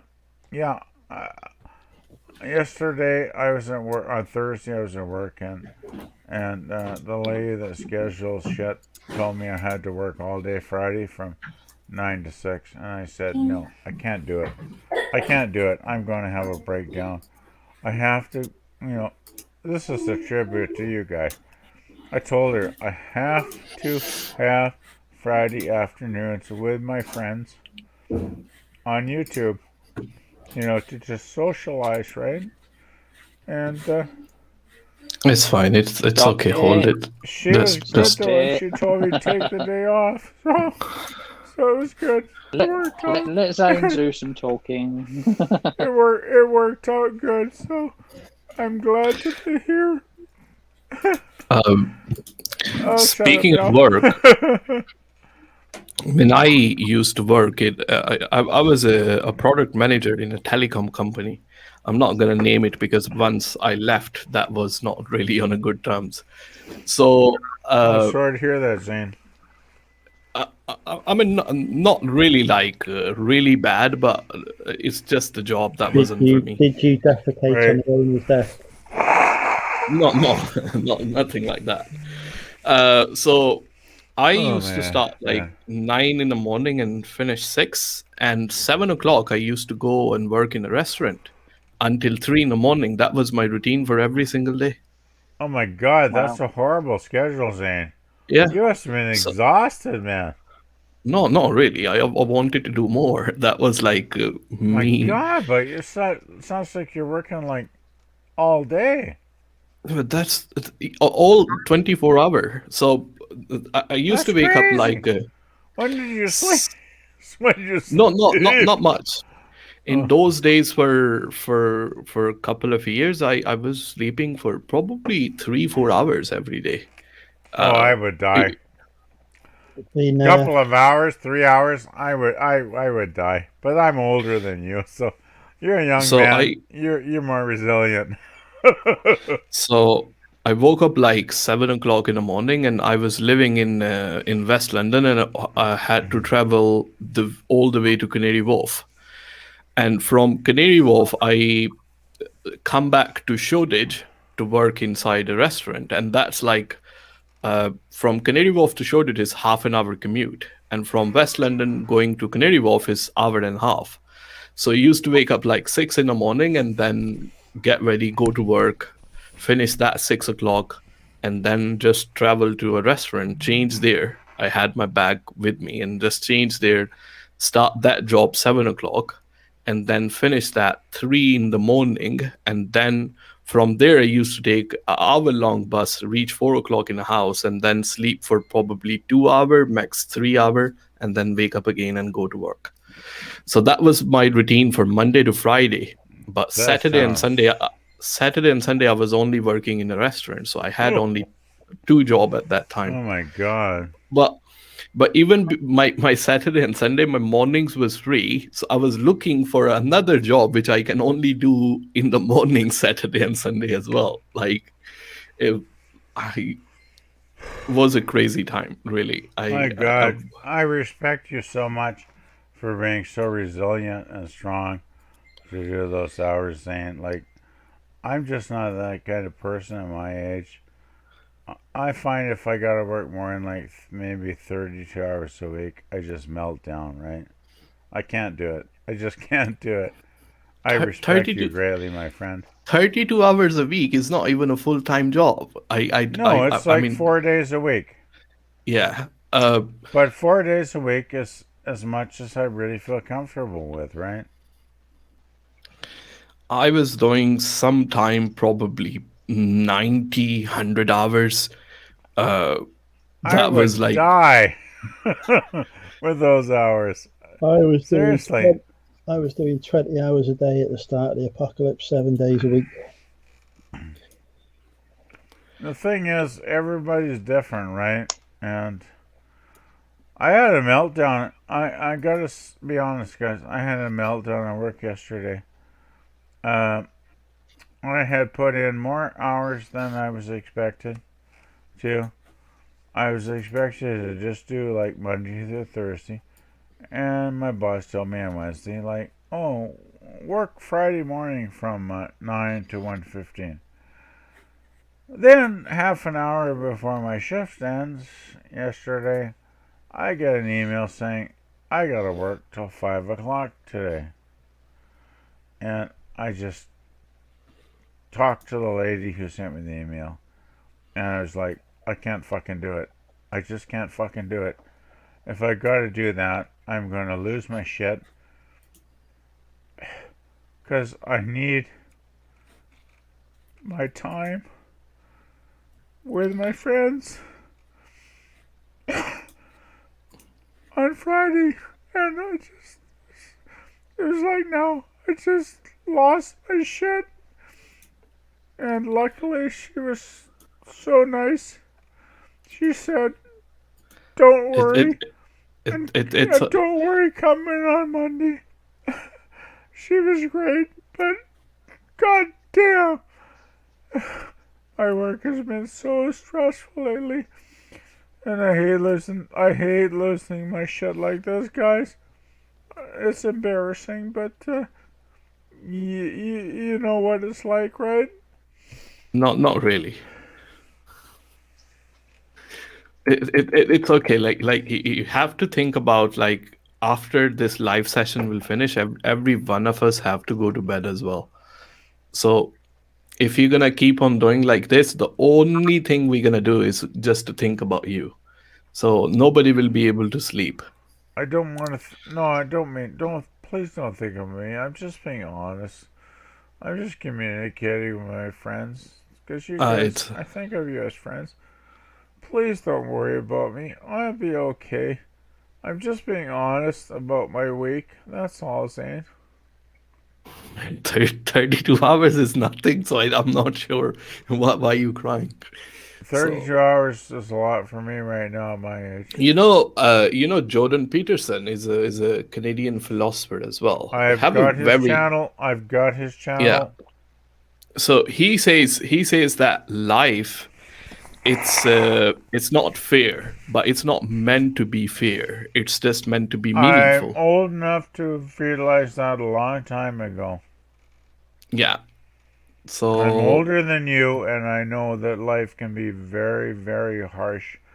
I've had shit to deal with in my life, Zane, over the last 40 years that would probably make a good Stephen King novel, if I put it in that way. I have dealt with shit that would probably kill a lot of people. but I am still a lovely guy. I'm optimistic, and yeah, I look forward to living every day.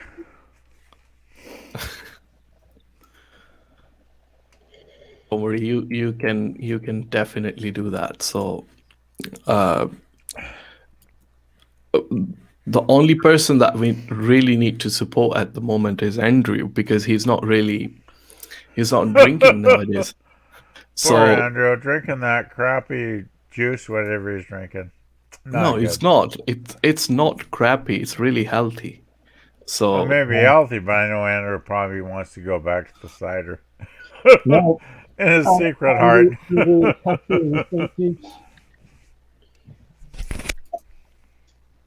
No cider tonight. I don't miss it. No, it's good for you, Andrew. I'm proud of you, man. I'm proud you're getting healthy. Good for you. It's actually nice to wake up on a Saturday without a hangover. I never have a hangover. Guess I just don't drink enough. I never had any hangover as well. Never. It depends how much you drink, right? If you know your limits and you're an adult, it doesn't have to be a big issue. And, yeah, sorry, Zane. I really didn't mean to bring you down, buddy. I've had a lot of stress in my life the last couple of months. So, sorry, man. It's okay. Now you can stop it, so that would be fine. Well, yeah. I just wanted to communicate, that's all. Sorry. I hope that helped. Hey, it always helps to talk to people on here. You guys have been such good friends. Yeah. Over the months. Shall we start not me, my sister is a professional psychologist, so I oh wow, cool. Yeah. So she does my therapy sometimes, so I have an experience how to do that. How old's your sister? Is she younger or older sister? Oh God, she's here we go. On her. No, she's 4 years older than me, so she's Andrew's married. Heading on her again. In our country, we kind of get married by age. So older one get married first, and then it goes like that. So she's 4 years older than me. She lives in Spain. I mean, not at the moment, but she will live in Spain. So at the moment, she lives in Pakistan. But she traveled back and forth a lot because she have a permanent job in Pakistan. So she just go for probably holidays or something like that. So hang on. Is she sort of like Spain's sort of? Who's that? Is that PvP? I have no idea. Is Spain like a vacation spot for her then, or is that where she sort of? No. Her husband, he have a business in Spain, so he's permanently settled in Spain. So the way they do that is once she don't have days off from the work, he goes to Pakistan and he lives there. And once she have a day off, she come back here, and then he can run the business like this. So kind of they travel back and forth a lot. It's not a holiday spot. It's like a second home for her. You're right there, PvP. Are you dying? Thanks. I think I might be. Sorry, guys. Everyone's. Do it a little bit further away from the microphone, please. I'll turn the mic off. Right in my ear. Because I've got my headphones on. So how many brothers and sisters have you got, Zane? I have 2 sisters and 2 brothers, so we are 5 in total. Only one is younger than me, my younger brother. Rest of everybody is older than me. He is still in university. He's in he's in third year of. Apologies. No worries. I just got a huge bit of phlegm in my throat there, and I was just choking. Sorry, guys. Continue. No worries. So only he's the one younger than me. He's just 2 years left on his. I don't know what you call it here, but we call it MBBS, which is like to be a doctor. That's the thing you have to do. Cool. So he's in the last 2 years, and after that, he might apply for a job here. Maybe I'm encouraging him to come over here. It's awesome. But he's not really keen on that. I hope he succeeds. Yeah. No, but I'm talking about my brother. So yeah, but I hope he gets what he wants, right? Yeah, but he said he gonna start something there, like probably do a job for a while and then probably, whatever he decides else. to do, Zane, I hope he succeeds at it, my man. Yeah, but the thing in our kind of culture, you can say it's like we don't always get to do what we want to do as well. It's most of the time it's the parents or older brothers or sisters. Different cultures, eh, Zane? Yeah, so I know. I'm an ignorant Canadian, so I know cultures can be different. Sorry. Yeah. It would be your older brothers or sisters or your parents will be dictating what you do or what you're going to study or who you're going to get married as well sometimes. Oh, God, that's so weird. That's totally foreign to me. I just don't understand that. Sorry, Zane.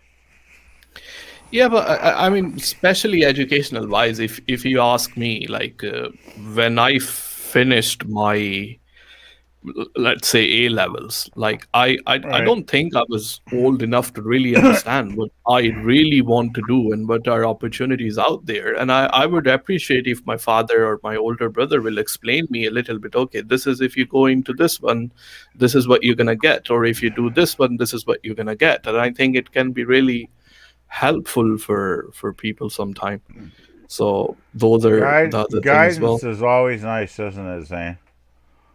That's why we communicate online, don't we? It's like we talk to people, we get ideas.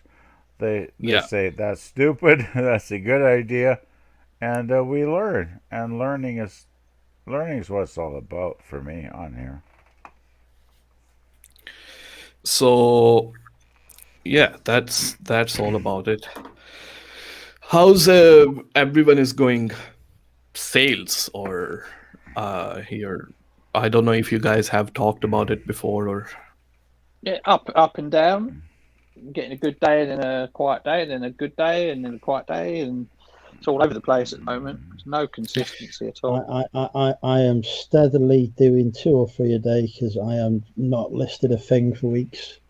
No sales for me because I haven't listed in many months, but I am planning to get back to it really soon. There's a very weird glitch, coming in eBay. Sometimes I can't see the pictures. This week. Yeah, and also the replying to messages is. Yeah, replying to messages is a big problem as well. Sometimes the message doesn't open, or sometimes when you click on reply, the page does not load. So it's all those kind of glitches are just coming on.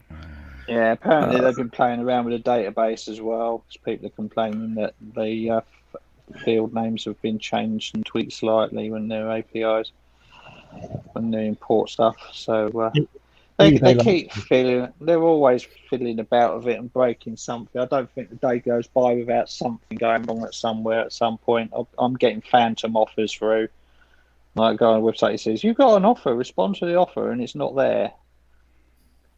Yeah. And then I refresh the page and it disappears, and then 10 minutes later it comes back again. And then yesterday I had, these need item specifics filling in, and it gives me a field of the items, and the field doesn't exist. It was asking for the all my music albums that I've got.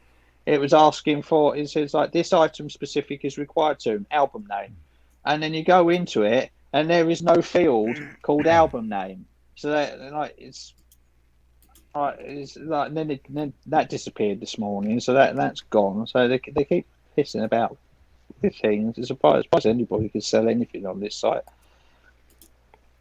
Yeah, I mean, it's also the case on Amazon. I mean, there are weird glitches like this every single day. I mean, I think at the end of the day, it's not easy thing to maintain that that like heavy website really. So there's a lot of load on server. Such a huge site. So Amazon and eBay, they're so huge.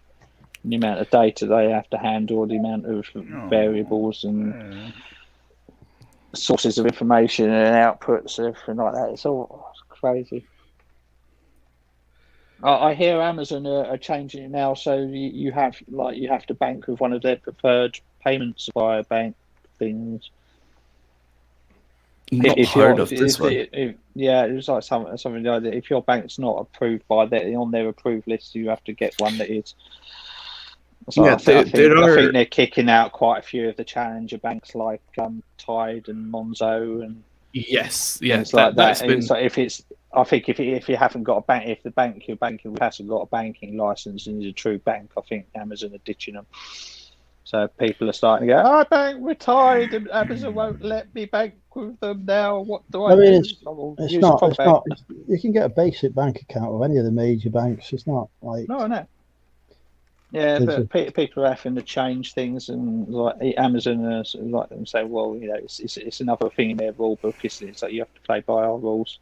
We're changing it, so you have to open up an entirely new bank account for somebody else just to get your money that you've earned from the stuff that you've sold, and all that. So only problem that they are trying to eliminate is the online banks. Like obviously, no bank is like all the banks are real banks. They are all FSC or whatever approved, or but only problem is the thing with the Monzo and Tide is like you can open your account online. You don't have to visit a branch or go through that physical verification and all those kind of stuff. So they're not proper banks. Starling's the only one of the challenger banks that's got a proper banking license, as far as I'm aware. Because like Monzo and Tide happen. It's like they're sort of like more like PayPal. They're sort of like payment processor, sort of financial institution. There's some sort of category that they're not in. That's not official. That Starling is, because Starling you could get the bounce back loans from the government, and you couldn't with Tide and Monzo and all that because there's some sort of license they've got that the others haven't got. So the problem that they've been facing, and we've been saying on Amazon for a very long time, that the Chinese sellers, like, and not just Chinese, many overseas sellers, they are opening an account on Amazon, and just to avoid a VAT threshold, they open an account and pretend like they are a UK resident, because then the VAT applies to you if you hit over 85,000 per year. But if you are overseas sellers based in China or Pakistan or India, wherever you are, then the VAT start from zero. There is no threshold for them. So you have to pay from the zero. So that's only the problem. And what they do is they open an account in Monzo and all those kind of bank, and then they have this loophole to really avoid the VAT threshold. So that's why Amazon is not really accepting those banks at the moment as well, which I mean, good. That's a good thing. Yeah, I'm not against that at all. No one is. But the thing is, in the terms of the things which have changed after the Brexit, I'm not like a pro Brexit or pro European or anything like that, but just talking about the pros and cons. It very much favors in UK sellers after the Brexit as well. So you have your import VAT that you can postpone as well. So before you buy something from China, making it simple, you buy something from China, thing comes here, you have to pay VAT on that, import VAT. And let's say you're spending £5,000 buying a stock from China. When it comes here, you have to pay another £1,000 which is your import VAT. Now what the government have done is like you can postpone that. You can do that VAT returns along with your sales VAT. So once you sell the item, then you will pay that import VAT with your sales VAT. So you don't have to do all those bulk payment at the moment, all of them together. Now they also have changed Chinese sellers. They don't have VAT threshold. I mean, any seller outside the UK, the VAT threshold is like it's only for the UK sellers. The 85,000 is only for the UK sellers. If you're based in China, you sell on eBay, you sell on Amazon, VAT applies to you if you are based in China. So before, the problem was they open a different limited company just to avoid a VAT threshold. Like if I'm trading under Zansha Limited and I am near VAT threshold, I'm just going to open another one called Andrew Limited or Damien Limited. So I'm just going to trade under 3 companies. I will never cross the VAT threshold, so I will never have to pay it. And the 20%, it can really adds up. Now the government is saying, okay, well, it doesn't matter. If you are not based in UK, 85K threshold does not apply to you. You have to pay from the first place. So again, it very much favors in UK sellers as well. And the basic problem, which is on eBay and Amazon, it's very hard to compete with the prices for the Chinese seller. The Chinese are not shipping from China anymore. They have their logistics here in the UK. They send all the stock here, and then from here they do all the fulfillment and all those kind of things as well. But now it's, if you are based overseas, you're selling in UK, you have your VAT threshold from the zero. So there are many things that they have changed after the Brexit, which very much favors in UK sellers. Yes, the things have changed. Like once you ship your things to like a Europe or Italy, like you have to do the VAT registration there for Amazon as well, and along with like there are custom declaration forms and EORI number and all those kind of things, which can be really annoying sometimes. But the thing is, like that was only thing in Europe. So if you were Amazon seller selling in US, you had to go through all that kind of stuff. So there are pros and cons, but overall I will say like there are more pros as compared to cons. So that's a good thing. It'll all settle down in a year or two once everybody's worked out what we can and can't do. All the new rules and they've worked out. Anyway, it's midnight, so I've got boot fare, so I'm going to go to bed. Yeah, I think it's time for me to go to bed as well. No, Jimmy. Right. Good night, all. Cheers. Thank you so much, everyone. Thank you so much for having me. I've killed the stream now. Take care. Bye, everybody. See you later. Bye. Take care. Bye.